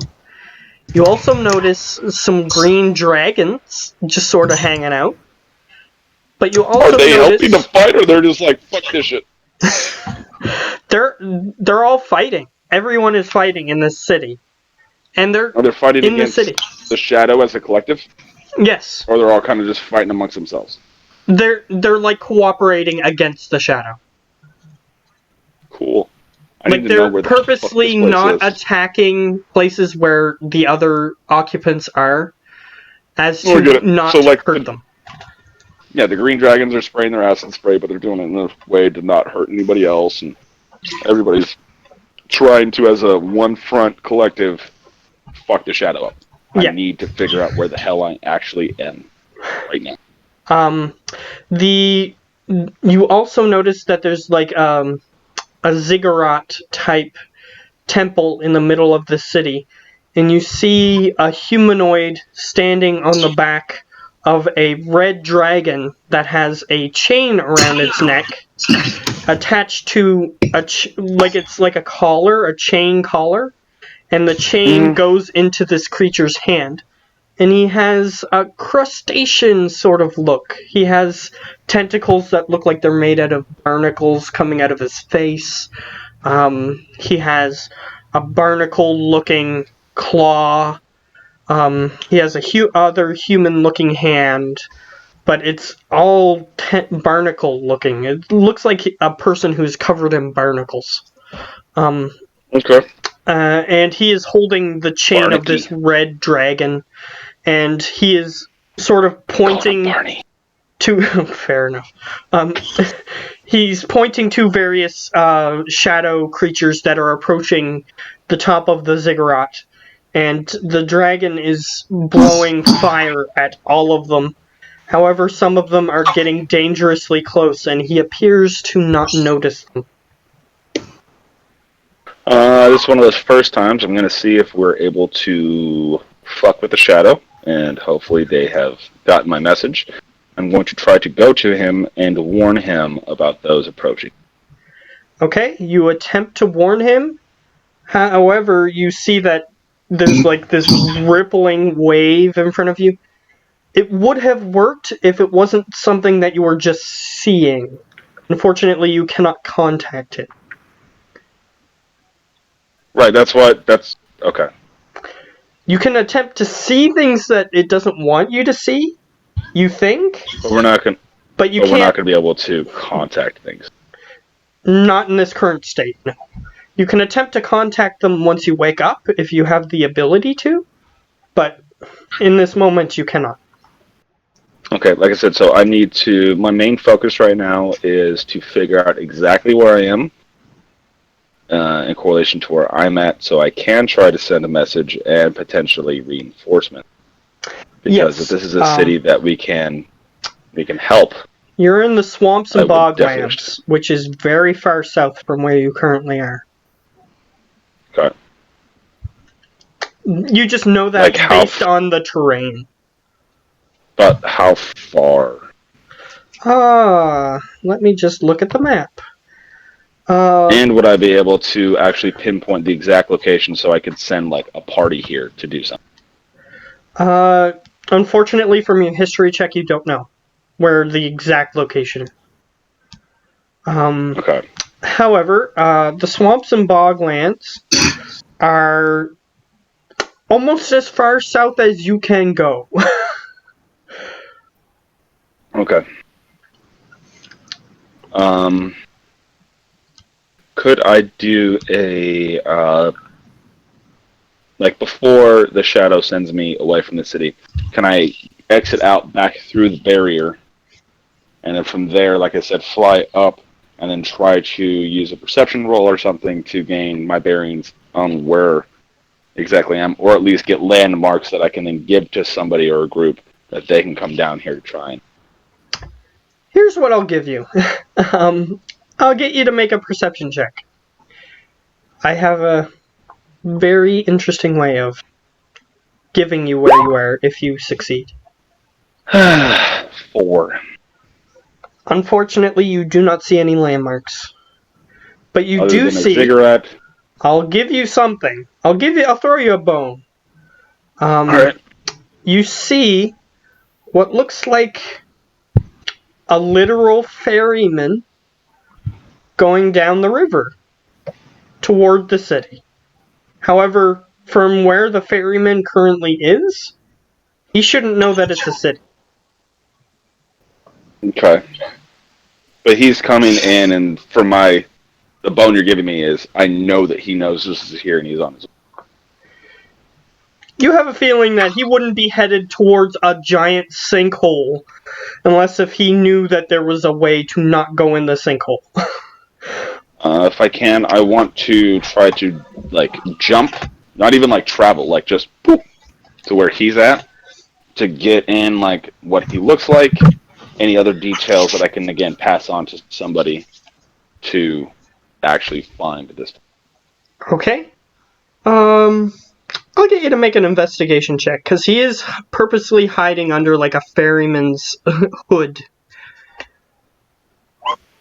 The 7. RNG guy. You see a flash of red skin and sharpened teeth coming out of the front of the hood. But otherwise you don't see anything. It's too dark, and it seems like the vision is trying to stop you from seeing what this is, for whatever reason. Okay. And you can't see It anymore. sounds a lot like the Riverman from the Styx. A whole lot. Sounds very It could similar. be, and it's one of those things that when we get out of this, I will be discussing with everybody. Okay. So if there's nothing else that I can feel the vision trying to pull me towards, I will at this point try to see the city in a way that the shadow doesn't want me to see. See details that it's trying to hide from me from this vision. Because clearly the vision is to give us specific information while hiding others. Yes. You assume that based on the tone of what it is showing you, purposefully, it's trying to show you that certain places are being taken, and there's almost nothing you can do about it. Correct. And that's where I was trying to get the spell out, or a way for them to manipulate it to where we can actually see how we can help these cities or these different places. Okay. And like, fuck them. I'll get you to make a wisdom saving throw. Another one? Right. Yeah, if you succeed, then you'll get to see something that you don't... It's not allowing you to see. Shit. It's just a 14. However, you do see something, but only for a moment. Okay. You see that the city apparates and disapparates and apparates and disapparates as if they're attacking some sort of magical conduit that is causing it to not be there but also be there. Which is something that it didn't want you to see. It didn't want you to know how to get there. Okay.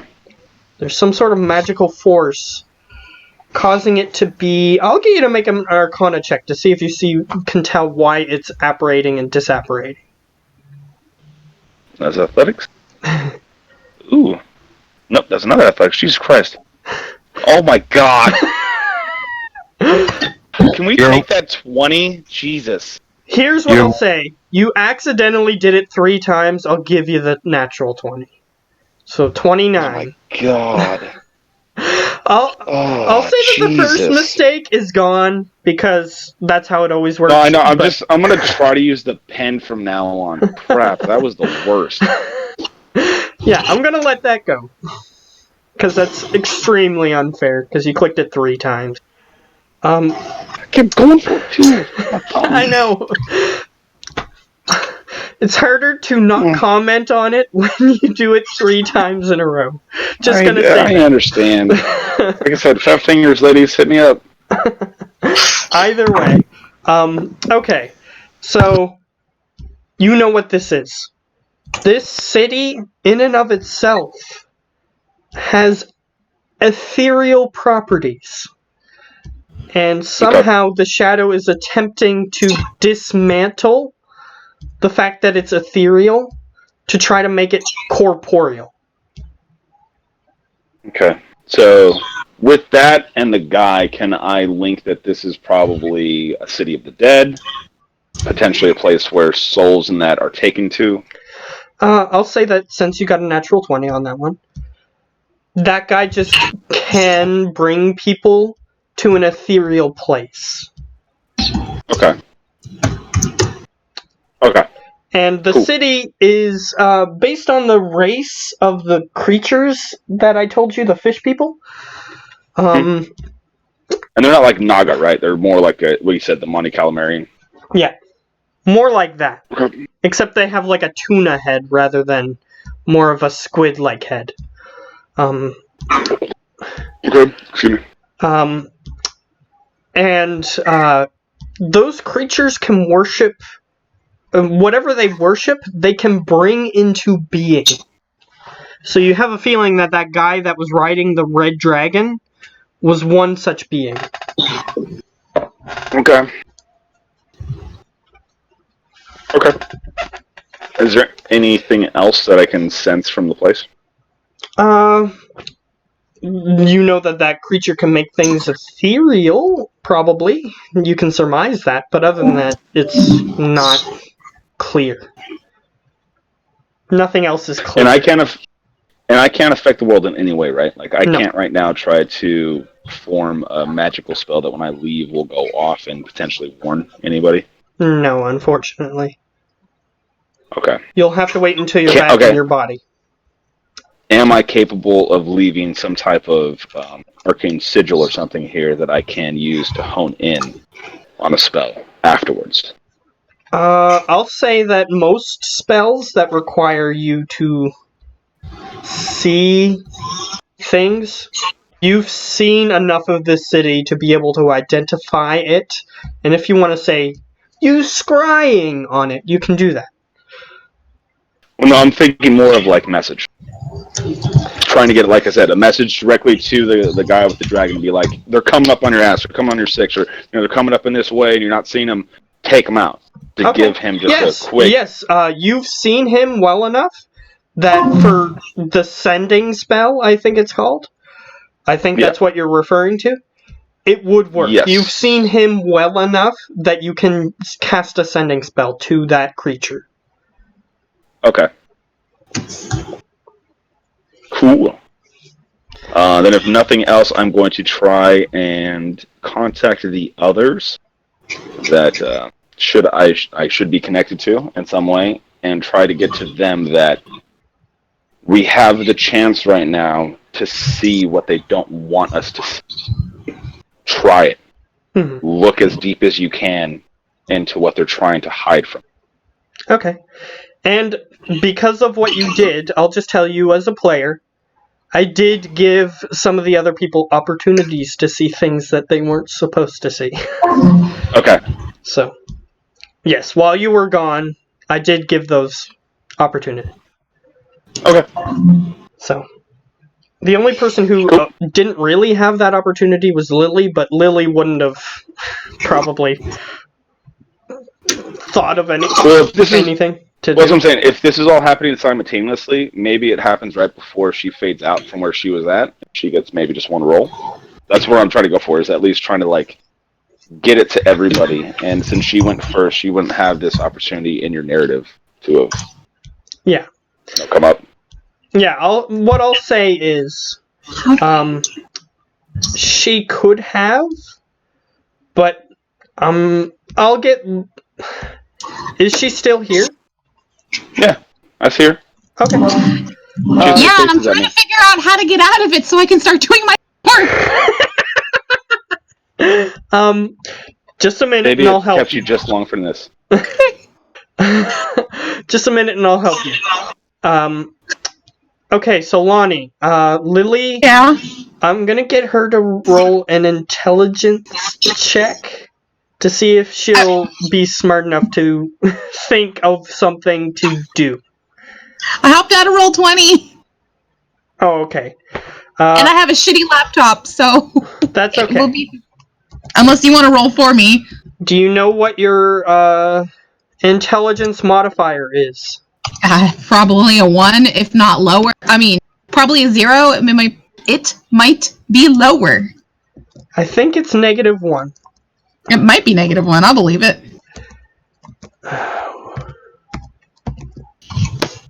It's a zilch. It's a 0? 0. Yep. Okay. Cool. So 10. I'll give you one opportunity to search for something that you weren't supposed to see. Cool. So either in the first area or the second area, which one do you want to see something that you weren't supposed to see? Second area. Okay. You see, let's see. I had one thought up already for the first area, but the second area, since I gave you the choice, the second area, you see that the weird bird messenger guy, as he was leaving the area, he appeared to be landing on a flying ship of sorts with the bird creature. Is it like a regular ship? Is it a spell jammer? It's an airship of sorts. And it has various creatures on it. Okay. Alright, so you see that there is an airship patrolling the area. That's the information that you weren't supposed to see that you saw. Okay. Okay, perfect. So, we'll switch now to... Because I think you closed out, Lucius. What? I think you closed out your end of the vision. There wasn't anything else that they needed you to see, I don't think. And if there's nothing else that I could have gained from it, then yeah, I would have closed out. Yeah. But I will go over and help Lonnie right now to get the vision. Yeah, help her out. Thank you. Okay, so the last vision. These visions are taking longer than I thought they would, for the record. But that's okay. Okay, so the last one is Adosan.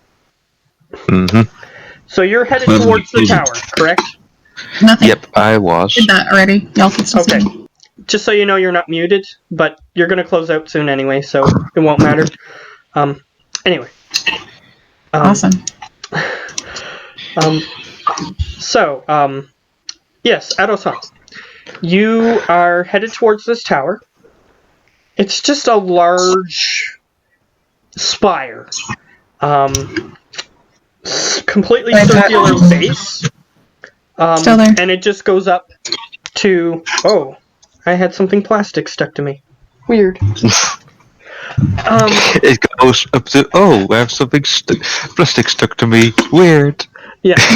Yep, that's how that went. It just goes up to a pointy top, kind of like a stereotypical mage tower.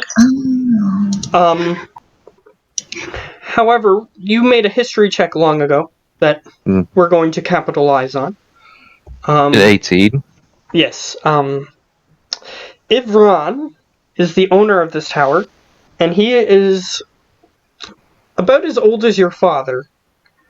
So he's an old elf. He's on the upper eighth of his lifetime. On the last eighth of his lifetime. You're not sure his exact age, because elves normally don't keep track of that after they become of age. It's just another year, so they don't tend to keep track of that. But, so you're not sure how old he is, but he's quite old. Like, you don't know his exact age, is what I'm trying to say. But he's coming up on his 1,000 years. And, which is the end. So, yes, he did very evil experiments almost his entire life. However, he moved out into an area that was very dangerous for this reason. He moved into an area that was very dangerous so that way nobody bothered. And he would go to various areas.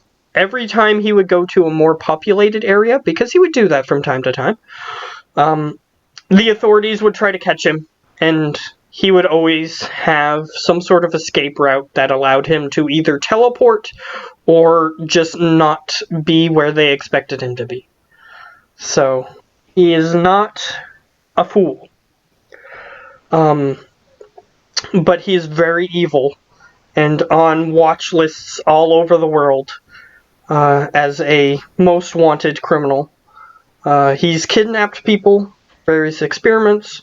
He's taken slaves, which in some places is a crime in and of itself. And he's killed people for no other reason other than to find out what happens when he does it in this particular way. So Something that is Ivron. something along the lines of MK Ultra before the laws were upset in our world that prevented human experimentation, you could say. Something like that, yeah. Close enough that it could be an analog. However, he would do inhumane experiments that would result in death normally. Anglema. But either way, he I'll get you to roll a. Did you roll a history check to find out that information? Yes. Oh, okay. Then I can't get you to roll another one, unfortunately. So, yeah. As far as you know, he was still at large, but everyone knows where his tower is, but getting to where he would normally operate, which is at the top of the tower, is a problem, because there's traps. So you head towards the tower, and you do know, because of your role, the name of the tower, which is the Ivron's Grand Tower for Invention and Innovation.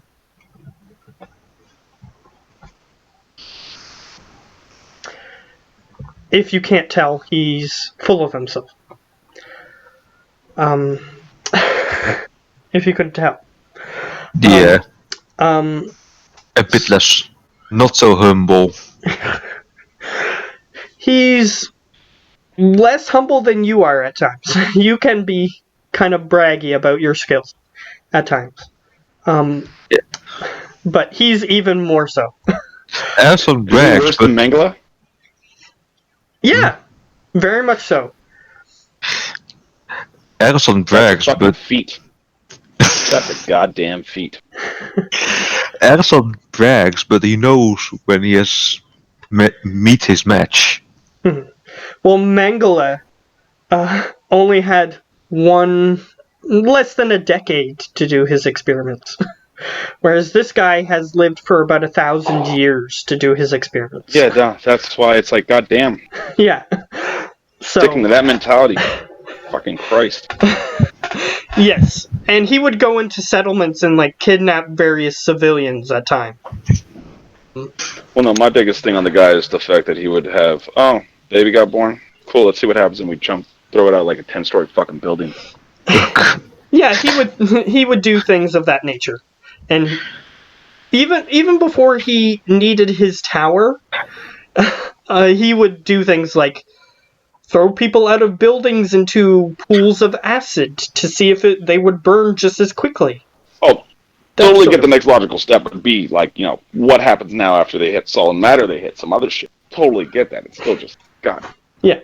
And this isn't the Necromancer, right? This is somebody else totally, different? Yeah, this is a guy who just wants to test the limits of various humanoid species.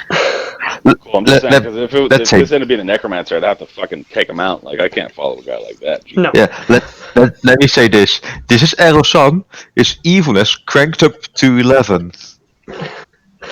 Yes. Oh, not good. So you head towards the tower, Erosan. Mm-hmm. Do you wish to enter from the bottom floor, or... Because there is a door. Yeah. It has a door that is wooden, and it does not appear to be locked. In fact, it's slightly open. So Erosan tries to grab the door handle and see if he can pull it open or something. The door handle does not move, but it is slightly open. Your hand goes through the door handle. Well, since he knows the incorporeal, why even bother? Straight through the door. Alright, you walk through the door.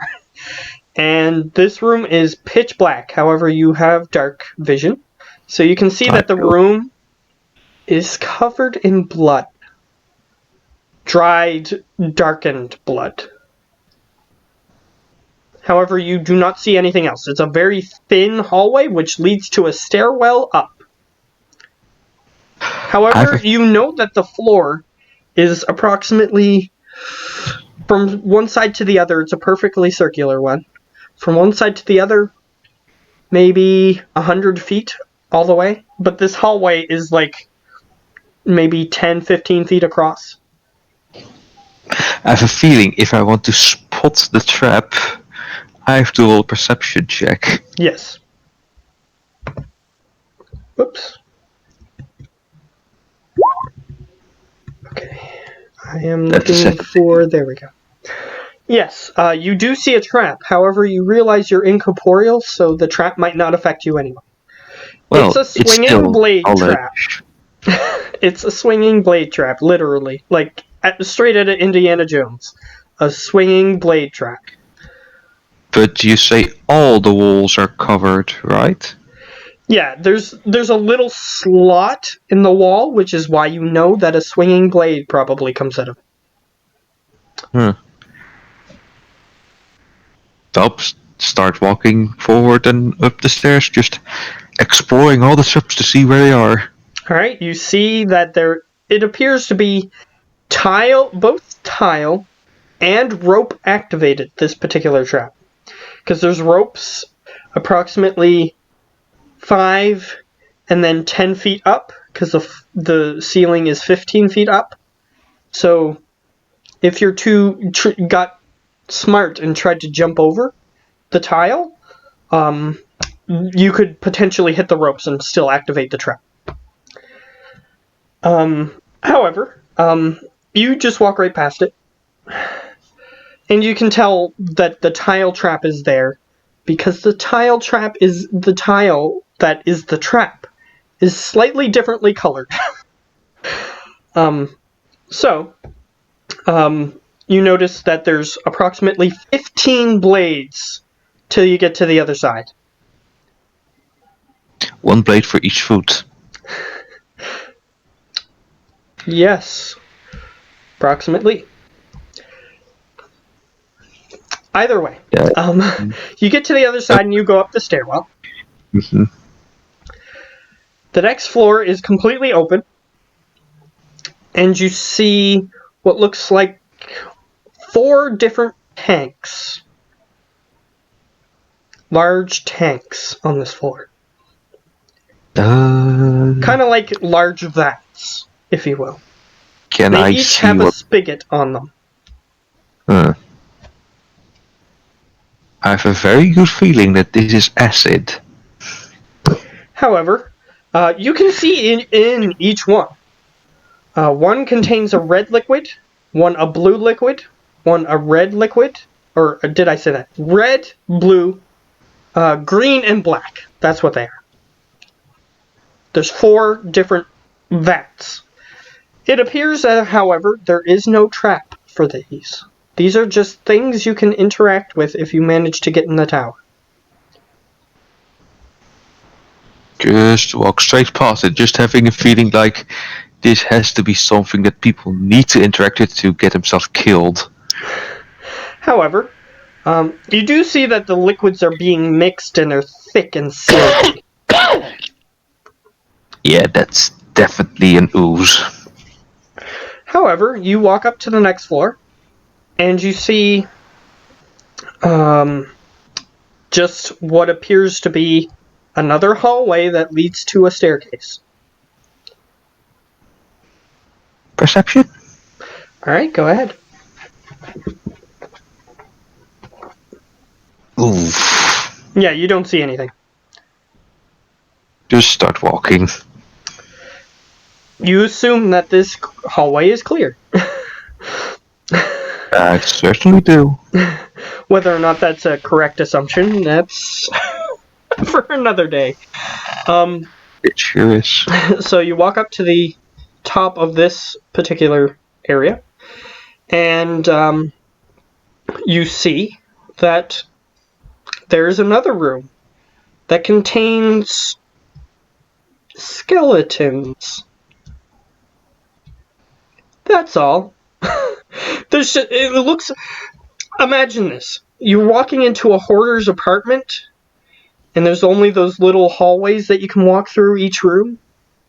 Except there are skeletons instead of old newspapers. How many skeletons are we talking? Are we talking like animated skeletons or just skeletons? They're just bones piled on top of each other. Ugh. You estimate from how many bones there are? There's a couple hundred skeletons in this room. At least.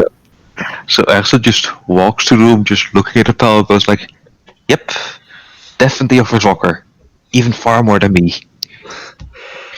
Alright, you get to the next floor, and this one is another hallway.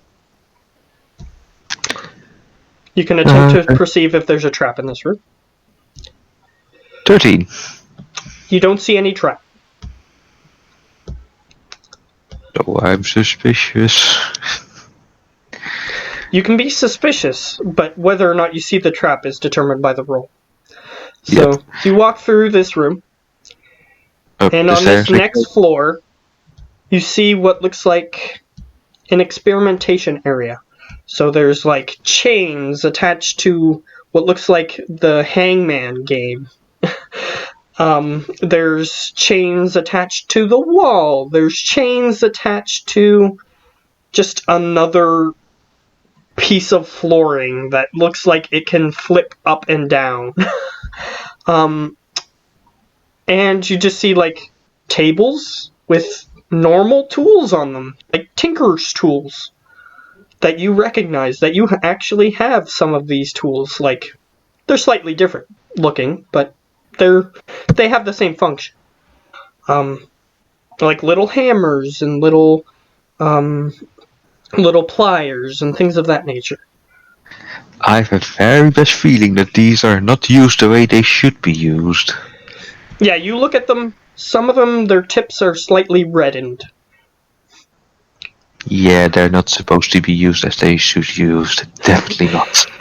However, you do see that he has, like, something that when you have a Tinker Tools kit, you can make, like, a little Tinker toy. You do see a couple of those just sort of sitting on the table next to the tools. However, they're slightly rusted and red looking. Yeah, I have a feeling that those toys are not just toys. Either way, you see other things in the room, but they're mostly torture implements. There's also like weird tubes coming from the ceiling, things of that nature. The time to leave this room real quick before anything creepy happens.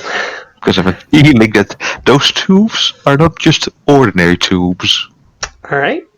You climb up to the next floor, and you now assume that you're on the top floor. And But you are now in not. what looks like a living quarters. Time to investigate this room. Okay. So you start looking around this room. The first thing you notice is a dead elderly elf in the corner. So we did kick the bucket. He appears to have been stabbed through the heart. In a single strike. Okay, so you continue looking through the room with a 14.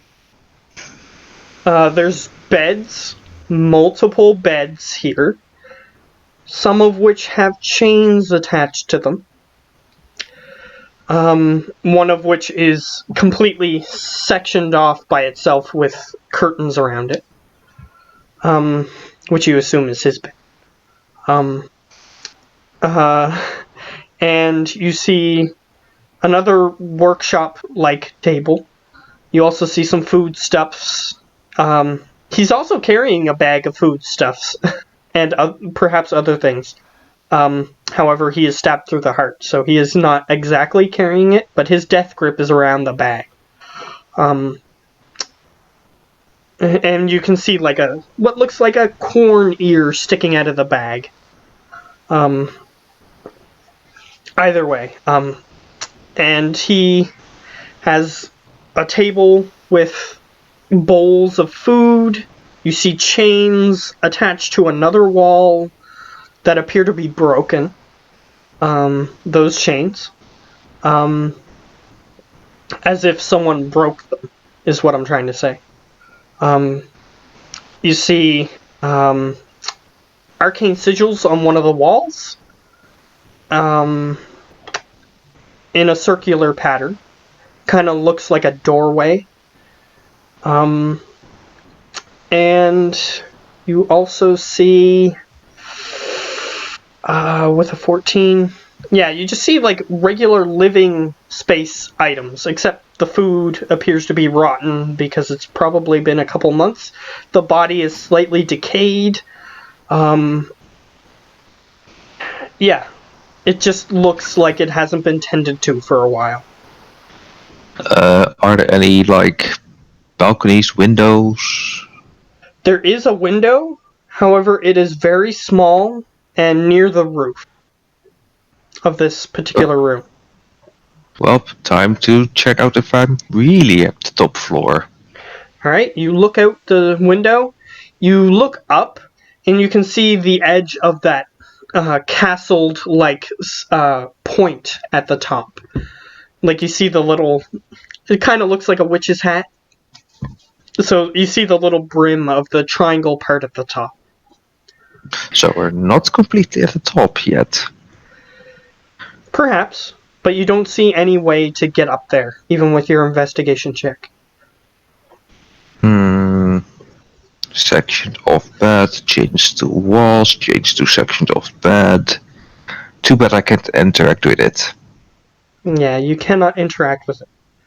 However, you can pass through solid objects, so if you want to look at things, you can look at them as the way they are. Can I like pass my head through the floor to see if I can find something of a lift mechanism? Okay. You're going to see something that you might not want to see. But your character has made the action, so it's going to happen. You stick your head through the floor, and it appears that there's a space between floors, and that space is filled with skeletons. Yeah, great. More skeletons. Like, packed. Like, some of it is made into bone meal to fill the spaces. Ah, great. That's great. He made the tower out of his enemies. Great. It appears he uses bones as insulation. So maybe that bone room is just his room where he hasn't made his insulation yet.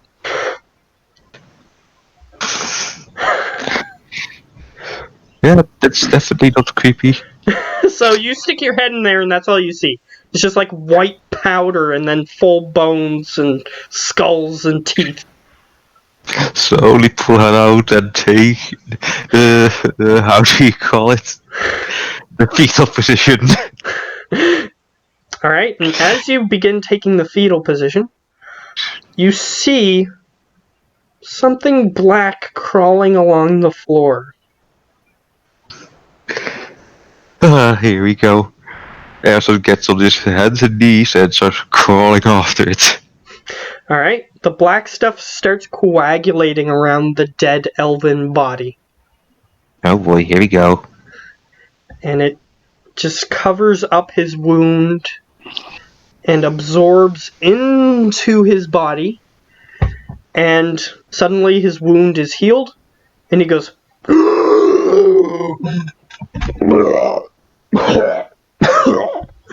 And he starts walking around, even though he was months dead. Whatever this black stuff is, just crawled inside him and revived him.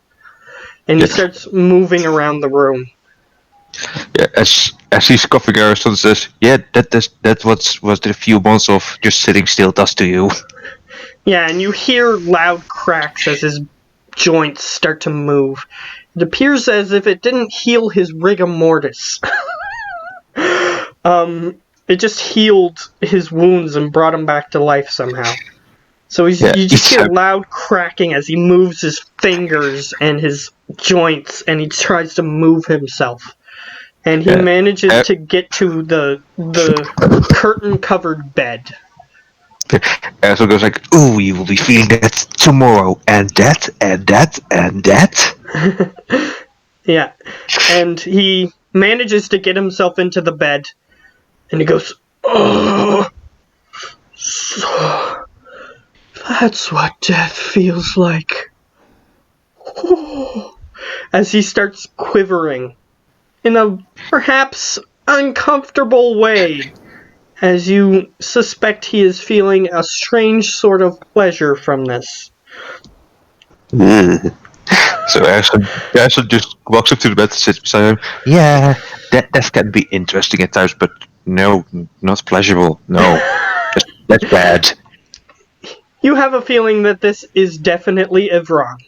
He's a crazy, insane man who's gaining some sort of pleasure from knowing what death feels like. He lays in the bed for a moment, and you notice that the sun passes by the window multiple times, very quickly, and he's just sort of laying in the bed. And then he gets up. Okay, this is going fast. And he gets up, and he goes, and he starts cracking his joints again, and he starts walking down the stairs. Just follow along. And he goes into his preparation room, and he says, so those damned slaves didn't steal my stuff. Not very smart slaves, were they? And he starts walking down to the other floors, and I'll get you to make a perception check and make sure you're following him fast enough. Because he's going down to the next floor. Unfortunately, you don't see, but he had his hand on the wall for a second, and he just walks through the hallway as if nothing was going on. Okay, so there must be some kind of switch lever or magical thingy bob. And he goes through, and he gets to the bone room, which you follow him to, and he goes, seems they didn't take any of these either. He walks down into the next hallway. I'll get you to make another perception check, see if you see what he does. As he says he did take of any of those, he says, no, of course not. There's not just some kind of bone fairy going around going like, ooh, 3 bones. I'll just have to make that now. Just to prove you wrong. 21. Okay. This time you witness him, because you made sure to get there fast enough. And he just sort of pulls out on a stone that doesn't appear to be movable. And he just sort of puts his hand on it, and he just sort of moves it slightly. And he just walks through the hallway. You're not gonna make a bone fairy just because I said it is not real. Maybe I will, maybe I won't. God damn you. God damn you. Either way. Do remember that I could use that same bone fairy against you. Either way. You manage to... He goes down into the next room and he goes, didn't take any of this either. No, of course not. 4 gigantic cauldrons full of some kind of oozy liquid. Sure, somebody would want that. And over to a tiny hallway. He moves over towards the one with the red stuff, and he takes a cup that is sitting next to it, and he just sort of turns a valve, and a bunch of this red syrupy stuff goes into the cup. He closes the valve, and he just walks around with it as if he just went and got a drink. Arcana, perhaps? You can try.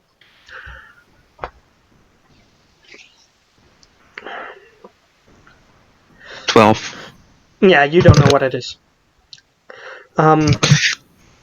It certainly doesn't seem to be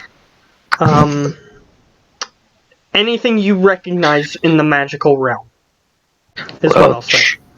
Well, should something herbal maybe close to something that is good for you? I don't know.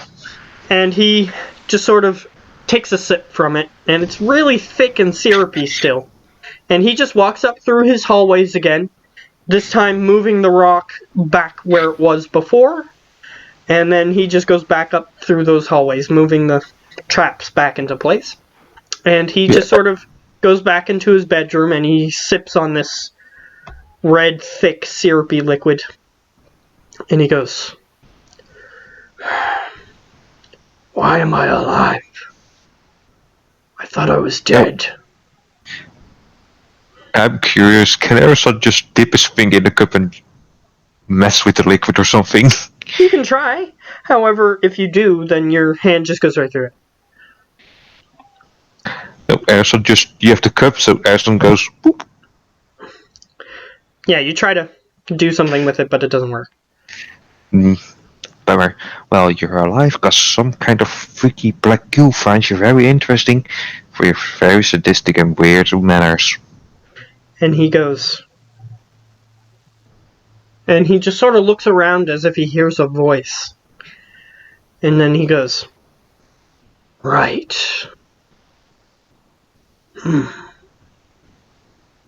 Okay." No, seriously, some weird black goop wants you alive. Yeah, and he's talking to himself. It appears. And he goes, "Fine, I'll help you." Oh, great, here we go again. Yes, I'll help you. As long as you hold up your end of the deal. Oh, sure, end of the deal, sure. And by the way, that's every right, time he's been speaking in Elvish. But you understand it, so Yeah. I wasn't changing it or anything. Yeah, Elson is just sarcastically commenting beside him, like, sure, believe the black liquid that definitely not taking over the world. And he goes, "Yes. Yes. Yes." And he just sort of begins walking out of this area. However, your vision is being pulled somewhere else. Can I try and hold him like, no, he's going somewhere interesting? Okay, I'll get you to make a wisdom saving throw.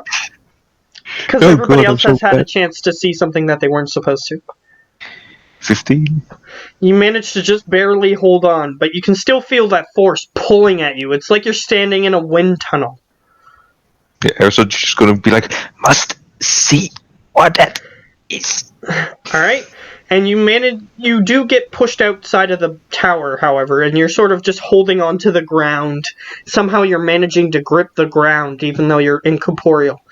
And you see him walking outside of the tower, and outside of the tower, he is addressing a big group of shadow creatures that appear to be orcish and goblinoid and some undead. And he is like, "My army, come with me," as he begins walking to an unknown destination when you finally get pulled away. And you are suddenly inside of a castle. You recognize this castle.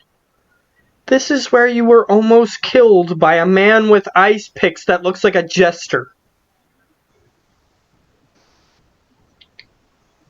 First And you thing I were try. almost forced to drink tea with a little girl. Yeah, first thing I try is like, go with my hand, touch the wall. Does it go through? Yeah, you go through the wall. Phew. She can't touch me here. Alright? And you see her walking out of the room that you recognize. This is the room where she had her tea party. Her extremely grotesque tea party. It's kind of like, I think it's called the movie called A House of a Thousand Corpses. The weird family that captures the traveling group of teenagers and kills them in various ways. No clue. Either. So Ezra, It's a so movie Ezra- directed by Rob Zombie. either way. I have no clue. So Elsa just looks at it, goes like, "Ha! Now you can touch me." Okay. And she comes out of that room, and she starts walking to a different room, down that large hallway that you were in. Just trod along. Okay? She goes through one of the doors and through a couple more doors, and she eventually reaches what looks like a throne room. And she sits in the little... There's a smaller chair that appears to be for children, or throne. And she sits in that throne, and you see the jester sitting in the king's throne, you assume? And the jester goes, "Come in, come in." And two shadow creatures that appear to be bulky humanoids, haul in this person who is not covered in shadow, and they appear to be panicked. And the jester says, "You have been judged guilty." And the guy goes, "Guilty of what?"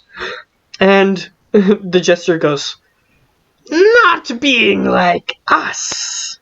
Now you will join the festivities in the other room." And he goes, "What festivities?" And the little girl goes, "My tea party." Oh, of course, great. And the two people escort him out of the room towards her, and she leaves the room. However, the jester remains in the room. And he begins walking around the room, suspiciously. Almost as if he's looking at you and knows you're there. Somehow. So Elsa just leans a bit forward, goes like, yeah, you do act all stupid and dumb and gestury and whatever. He says, "Stupid and dumb?" Almost as if he heard you. Yeah, Elsa doesn't realize for a moment. He goes like, yeah, stupid and dumb, like, you don't know how to... Wait. "I don't know how to wait." "Yes, I do." Ah, for bloody hell. And he goes, "You're seeing our vision." Well, guess. But still, you can't touch me, can you? Right? "That's the least fun part. Or else I would go like this." And he twirls around his ice pick and he tries to stab you, but it just goes right through you. Well, it has been a while since we have met, and believe me, you wouldn't fare any better this time. I'm not so sure about that. I've attuned my skills to you. Well, I guess we both did in some way. Though I suppose next time you'll be here, you'll be with friends and not here by accident. Well, who knows? I mean, I do have a very big new stompy friend that can actually deal the damage than up close than me. Well, I look forward to seeing DT. How is he? Wait, you know of DT? Wait, what? How? He just laughs. Oh, of course, that big shadowy goop thing, right? We are all one as part of the shadow. There you go. Though I may be revealing too much, it seems someone has worked their magic on you. At least on your body. Well, should I tell you? Do you have a choice? Well, if you're one, you should already know, don't you? Perhaps. But I like to tease.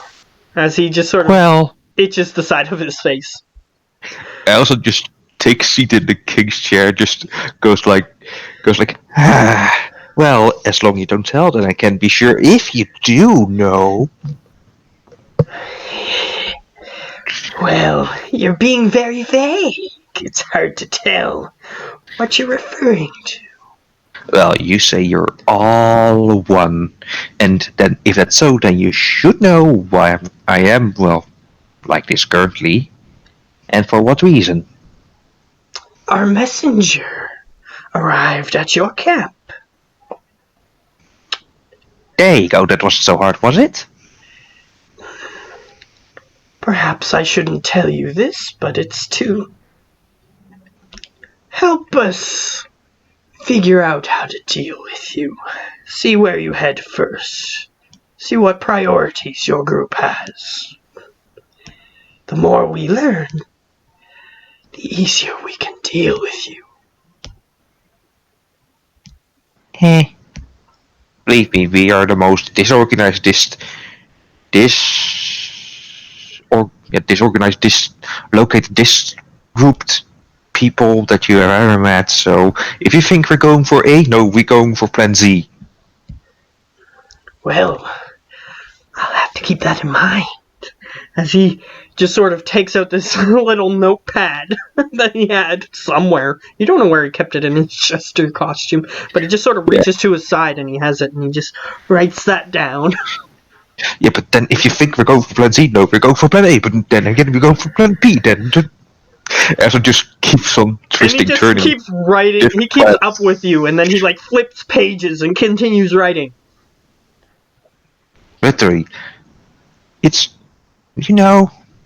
don't you ever have that? Unpredictability is predictable. Yeah, but what if it is constant unpredictability? Like, not 1 second is predictable. Then we'll have to factor that in. Thank you for letting us know. But no, seriously, how can you factor that in? I mean, you have to factor every single option for every second in the world. That's like... Well, then we have to have plans that you don't know about. Very simple. Well, we are showing you what you need to see to motivate you. Well, one crazed elf, that's... me turned Very up much like you, except he with wants to evil know turned how up to the 11. mechanics of people work. And he views them just like you view DT. Except you have more affection towards DT. Well, he is my biggest creation after all. Well, he wants to create like the gods created. He may never reach that goal, but he is easy to manipulate and very powerful and keen. Harrison just copies him and gets out his notebook and writes it down. Well, thank you for that info. You already knew that, didn't you? Well, that you're manipulating him. That I did know that he wanted to be like a god and create life, but I didn't. Well, you knew enough. You knew that we were speaking to him. We showed you that much. Yeah, that's true. And that he has goblins, orcs, undead under his army. Yes, that was quite a theatric show, don't you think? Meh. Yeah. Who knows? Showing him that we are more powerful than he could ever have imagined. Giving him this power. He will not trust you more than he trusts us. Well, I at least know what his foundation is made out of. Perhaps. No, seriously, you don't want to know what it's made out of. Oh, you mean his literal foundation? I thought you were talking metaphorically. Oh no, no, no! Literally, his tower, the foundation of that. You don't want to know what's made of. Oh, I already do. Don't worry. You sure? The bones of failed experiments. Ah, there we go. Yes. He originally wanted to use flesh, but flesh didn't last long enough. Yeah, it has a tendency to rot. However, bones can fossilize. He likes that idea. A fossilized tower. Well, for fossilization, you need the ground and not the air. So, He's working on that. Either way, why are we talking about this when we could be killing you? well, for one, incorporeal, as Erson just pushes his arm to the stair. So, Well, perhaps you have more that you need to see. And he just walks up and touches your head. And suddenly you're outside the castle. And you see an army of stuffed animals with very dangerous looking weapons and armor. They're wearing armor. And they're just sort of used as guards. They're living stuffed animals. They're just sort of walking around very animatronically. And they are just sort of looking very robotically. And they each have a weapon and they each have armor. so is Erson currently floating? Yeah, you're floating above the castle, and you can see on the ramparts there are stuffed animals just sort of patrolling. Erson floats to one close and goes like, I've seen better. And you see the head of the jester just sort of floating next to you.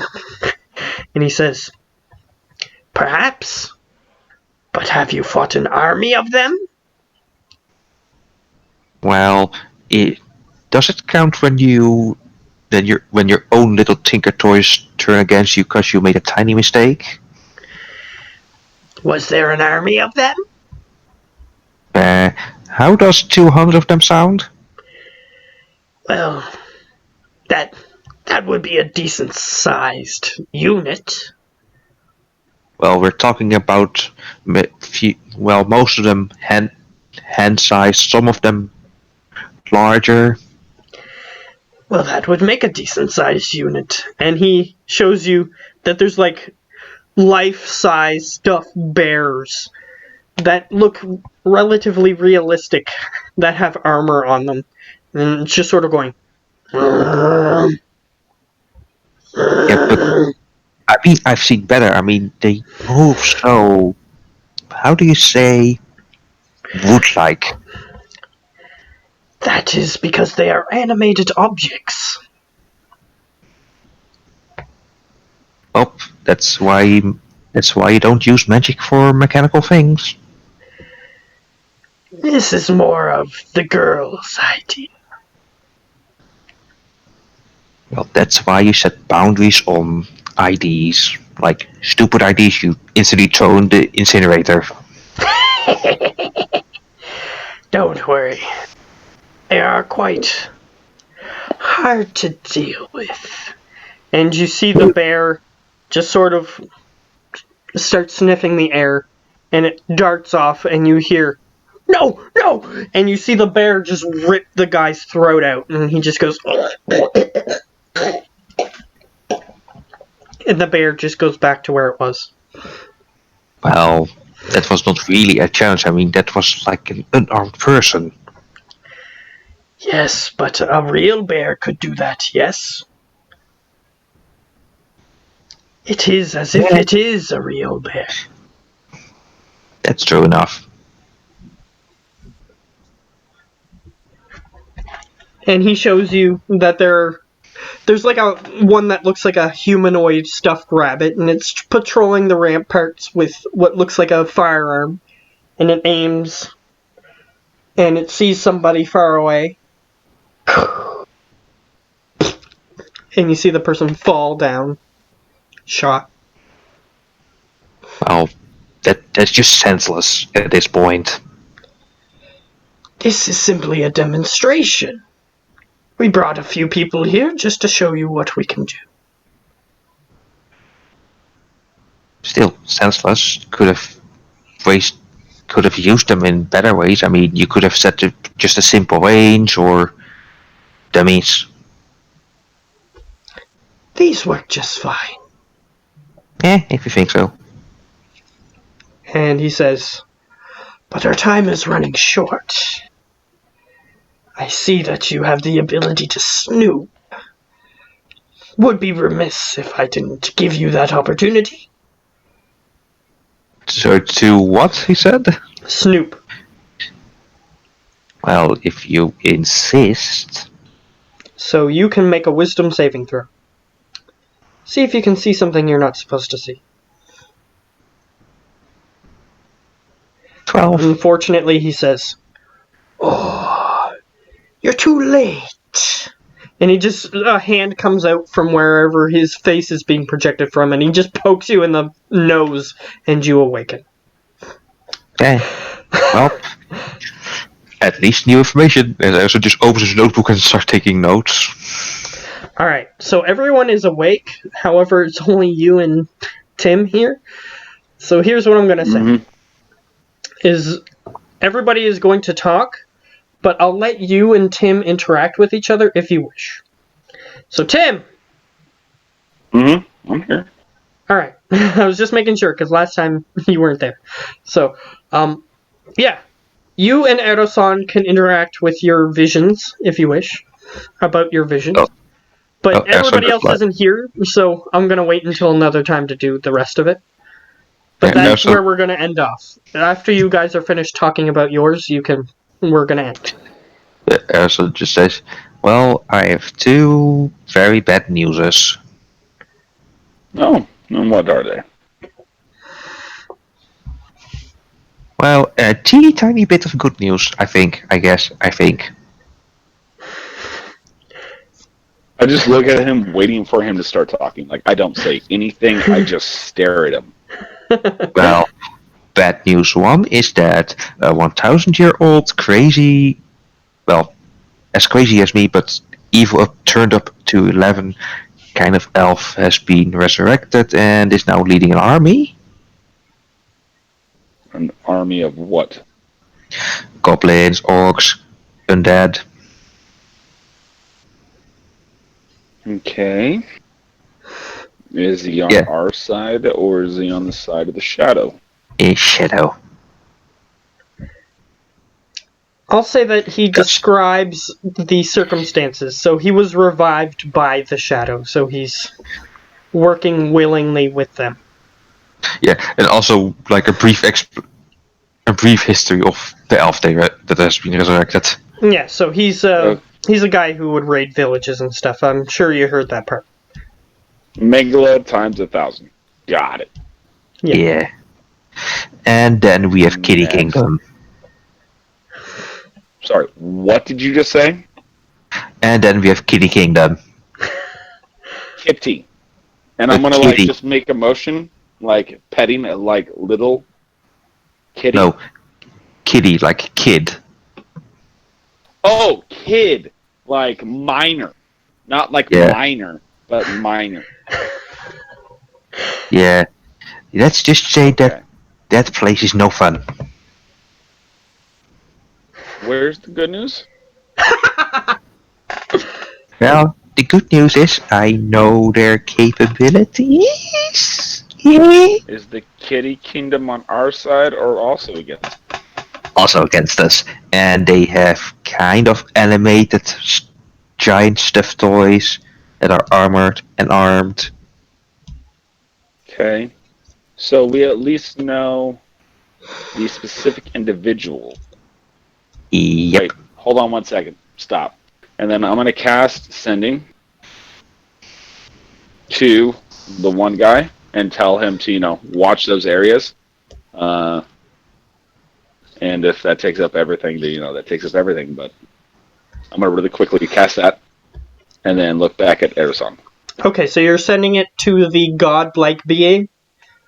Mm-hmm. telling him like where the shadow is coming up behind him, where he hasn't noticed. Like, boom, I'll say it. My name is Lucius, Vice Lord. I'm here to help. The shadow is coming up here, here, here, and here. Okay. Yeah, so he goes, I noticed. And He says, "I noticed you." no, he says, I noticed that Okay. they were coming from those directions. And he goes, Okay. who are you? Where? He just said at the beginning. Oh, where? I That will send he doesn't. another message. Saying Oh wait, that I am. before he finishes, he does have another thing that he can say. So he Okay. goes, we're being attacked, and we're being overwhelmed. If you could send aid, that would be appreciated. It's very disheartening for a god to. And then he cuts off. So I send another sending. I am Lucius Vice Lord. The title will be given later. Aid will be sent. Is Hold that out as location? long as you can. Location? Where's your location? I know, have a good idea where they're at. And how to No, your That's why I'm not- location. No, he asked. If I still have, Yeah. Okay, Yeah, you if can I give the still have location of where enough- you are. I'll let that. I'll give a vague, quick 5-word, like we're north many miles. Okay. He goes, alright. But do not know how long we can hold out. My power is waning, for my followers are being converted. And I'll send back whole. before he Again, finishes, Okay. you can hear him, he seems to be very tired. And he goes, my servants, save them, and I will aid you. And he just sort of trails off. Like, you hear him speaking, but it's nonsense, and then it cuts off. If only we had a name so that we can say to people believe in that name.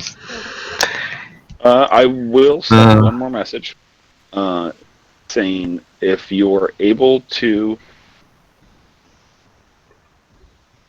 Let's start again. We have learned if you kill those imbued by shadow, they return to their normal state. If you can tell your followers to start killing and attacking the shadow that have been consumed, you can regain your followers. They will be safe. And what is your name? Just sort of tacked on at the end. And what is your name? Yep. Love it. I got a word limit. Let's go. I love it, though. I love it. I'm just gonna look at the map. He goes, thank you for the advice. We will do our best. I am the one known as Churabarako, the god of the Kutoa. If you could help me, that would be appreciated. And you can tell that he is getting very weak. Right. Alright, so when I finish this last spell and I get the message, I'm going to look at Aeroson and go, regardless of our issues, including your parents and the followers, there is a job in a city that they can go and save. Your father, your mother, the Manti, and then the able body warrior among them. There's a city that they can go and save. Well, what And city? with what you say, I'll tell them if I know. Well, I'll give them a description, like basically, like it's an ethereal place. You're gonna have to use basically the rivermen to help you get there. Oh, But great. if we can get there, we can save them. your parents and the Manti and some of their followers might be enough to get there and save them, push the tide in their favor. I Well, believe Howler and myself will need to go and lock down the Necromancer's old army. We are going to need the force if we have this many enemies against us, like you just said. yeah, and I first of all need to upgrade DT because it's coming a long time ago. Do what you need to. My suggestion is take your parents, the Manti, any of the able-bodied warriors, maybe some of the Lythrocope. Go to the airship, take that south. Load up, beef up BT or DT. Get ready. And then I'll describe like where the city and how like what I saw to get there, and probably you're going to need to make contact with the rivermen to get entrance. But we also are going to need to organize some of the people, and like this is to the whole group. So when everybody's like here, they'll be hearing the same thing. We're going to organize, I think, a group of people here to start worshiping and give the name of the god. We need to give them aid as long as we can. I can give you the exact spelling of the god's name, if you would like. Hold on. 1 second.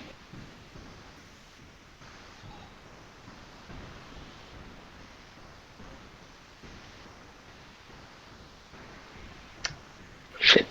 Apparently in this version, DT I'm trying to use my S Pen. And apparently it doesn't work.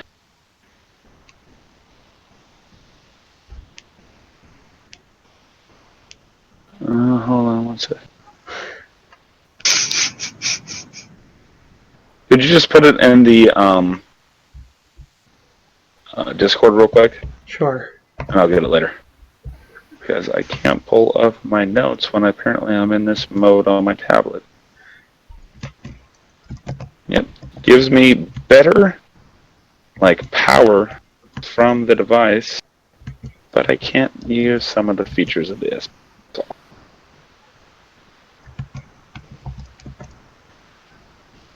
There you go. And I'll Thanks, say sir. it out loud, just so that way you can hear it.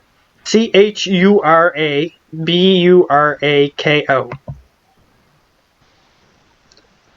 How do you pronounce that? Churaburako. Cool. I'm not even gonna try. My tongue immediately told me not happening, bro. It's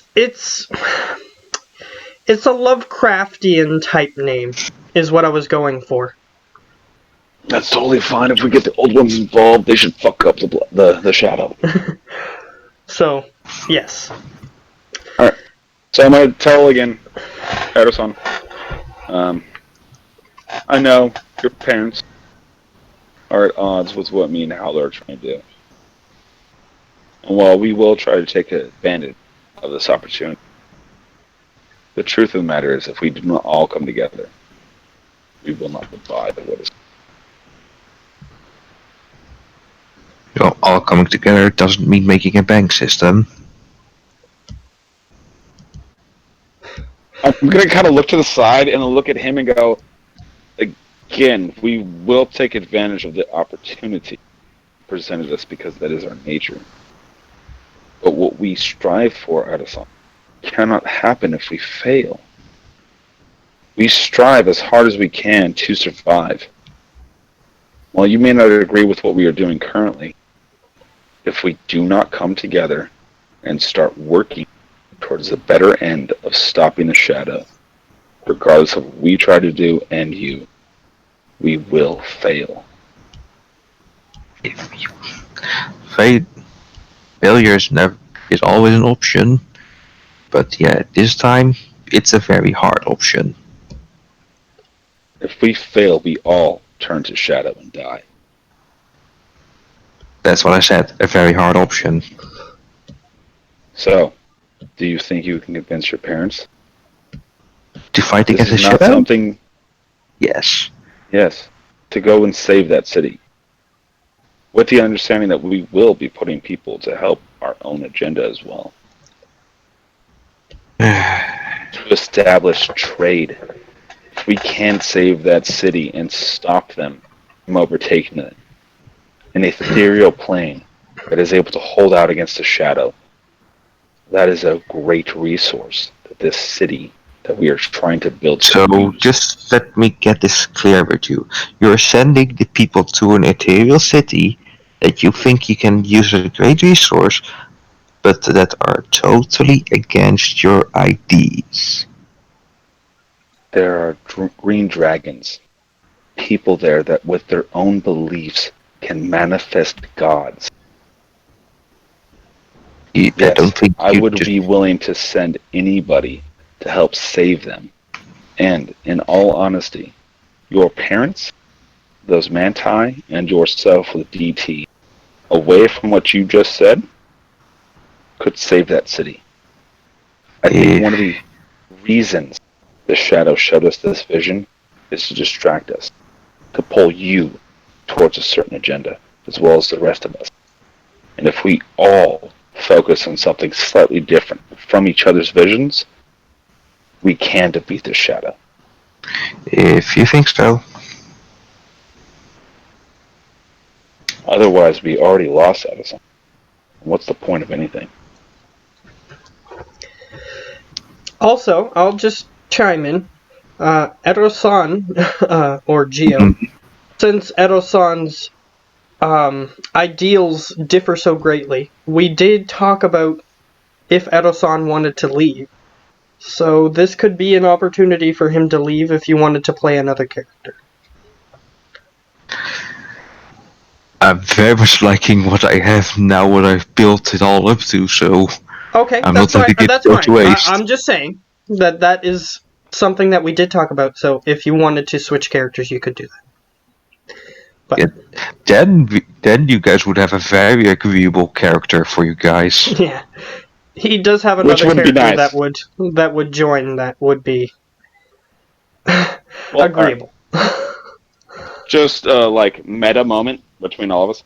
If Edison were to agree to take his parents, DT, and the Manti, and whatever kind of like warriors they had in that group to go to fight for that city, and they were to succeed, that could end up becoming just an annex that they themselves, through whatever means, end up either trading with us, not trading with us, but it would be a place that they can get to that would definitely stay away from whatever me and Howler and Prevent and the rest are do, because it would be ethereal and would be hard for us to get to. It's just a thing that he can think about over the next couple, maybe week or 2 weeks. So, depending on how far we get next week. But it's an option that I'm laying on the table. I will let that happen because you did discuss having another character. So, it's just an option. Yeah, but that character will be very agreeable with you, but he will want a cut. He's not stupid. If you've been paying attention, we don't mind with that as long as you're on board. Yeah, he has a character in mind, but I don't want to spoil it. So. You don't want to get it. Like I said, my character, one of the things he's also trying to do is to get rid of Edison, his parents.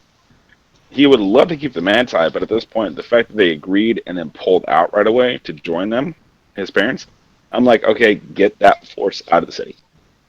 Okay. Well, we'll see what comes in the next week, but unless if you guys have anything more you want to discuss about your visions. I'll ask him if he knows about the tower. Kill me. You mean Tresca? Yeah, the Elven 500 floor tower. Okay. Yeah, that's what he just told you about. No. You were at Ivron's tower. This is a world of magic. There are multiple towers. Thank you very much. There's lots of towers, bro. Wizards are dumb and love towers. Well, so do my guy elves is actually in one general. of those like, let's go to a mountain, and I'm gonna build a giant. Fuck all you bitches. Yeah, the one thing is when you say the tower, there's like, oh, you mean that's it's you need to say it with a certain tone. Yeah. So you were at Ivron's tower, which is a relative to this tower he's talking about, it's much smaller. The one that you were at, because yours only had like 6 floors on it. No, I'm like, so or mine 8. had like 500 floors, and I looked to Expo, and I'm kind of like, when we're gonna need to come up with plans to take out the floor section, like the wall sections on the 100th, 210th, and 300th floor. Whoa, And whoa, then just whoa, go back whoa, right back to Expo. whoa, Expo. What? whoa. You're willing to blow up an entire tower? Oh, they're sending a bunch of black tendrils from there and invading the river. Or what is it? The Burning Sea. Yeah, they're invading the Burning Sea, and they're going to take it over soon. So we're going to have to drop the entire tower to stop them from their plans. Well, Explo's on board. He's already like grabbing supplies out of his bag to come up with a plan for that. Okay, Good first job, of Expo. all, let me just tell you this. That tower has more artifacts than I can ever make in a lifetime. Cool. It's true. They're going to. No, I get it. I'm personally super sad about what we're going to try and do. If we can come up with a way to like steal, like put some type of like time stop on it that we aren't affected by, and we can go through and just steal everything and then drop it. I'm totally down. Otherwise, it needs to go down so that they don't take over the. Sorry, what was it again? The Burning Sea? Is that what you're talking about? Yeah, the sea they're trying to take over. Blazing Mound. Well, the Blazing Mound is the landmass in the middle of the Burning Sea. Yeah, but they're trying to take it over, and they're close to doing it. And I'll tell them about the fire lady. Okay. He describes an elemental woman that you probably heard the description of when I did it originally. Ah. Okay, that's interesting. So you are willing to blow up like billions of artifacts that can be used by you, or even, well, make you a lot of money just to keep it from taking a sea? And I'll just say, a tower like that would be considered a dungeon in the world of Dungeons and Dragons. So there's probably stuff in there that you could get. Which is probably what he's hinting at. And again, I completely understand. And if we can come up with a successful and safe way to do it that stops them from taking over the fire sea, Fair enough. Well, then let's do it. Otherwise, we are going to have a lot of bad times. well, the one thing I can try is, you do know the orb that kind of repels the darkness, right? Yeah, the light orb. Yeah. I can try and make an amplifier for it so that it kind of contains the tower, but that will take time. That is definitely something that is possible, but you would need supplies that you don't currently have. That's for sure. That would be a for sure thing that you would need. No, we take the orb, we give it to Lily and her own strike squad, and they go in and banish the shadow from the fire element. If she can clear out the shadow from her, I think she and the strike group could be strong enough to stop the tendrils and free the fire sea from the darkness. Look, just so you know, the most powerful artifacts are always at the top of the tower. So if you want something that can cast like 5 wishes in a row without a problem, then you need to be there. Again, to give you a full understanding of what we are trying to build, while I would wish to be there, we need our own army. Getting the necromancer's army And free. what does an army need? Where can we find that equipment? The tower. which is why Lily will go there. You will go and secure another city and potential trade port for us to gain resources and information and people to help in the fight, while we will go secure our own army. And from whatever anybody else says, we can potentially find out other courses of action to stop the Shadow, delay him, and regroup and gather. If we are to hold this place, we need our own army. The Necromancer has one. Me and Howler can go and get it. You, your mother and father, and the Manti and some other fighters can go and save the city. Lily and another strike group can go and stop the tower, stop the burning sea. Well, I have to ask them because this is their choice, of course. Yes, that is something that we can get to next time. Plus, there are the other people with their own priorities, so we'll see what happens with that. But I'll let you guys continue for a little bit longer, but go ahead. No, I have to go because I'm getting sleepy as hell. Okay. Yeah. The last thing I would say is just, and since your family very clearly does not want to be here, going to that city could offer a place away from us and a safe haven. I surely hope so. Okay. And that's what we'll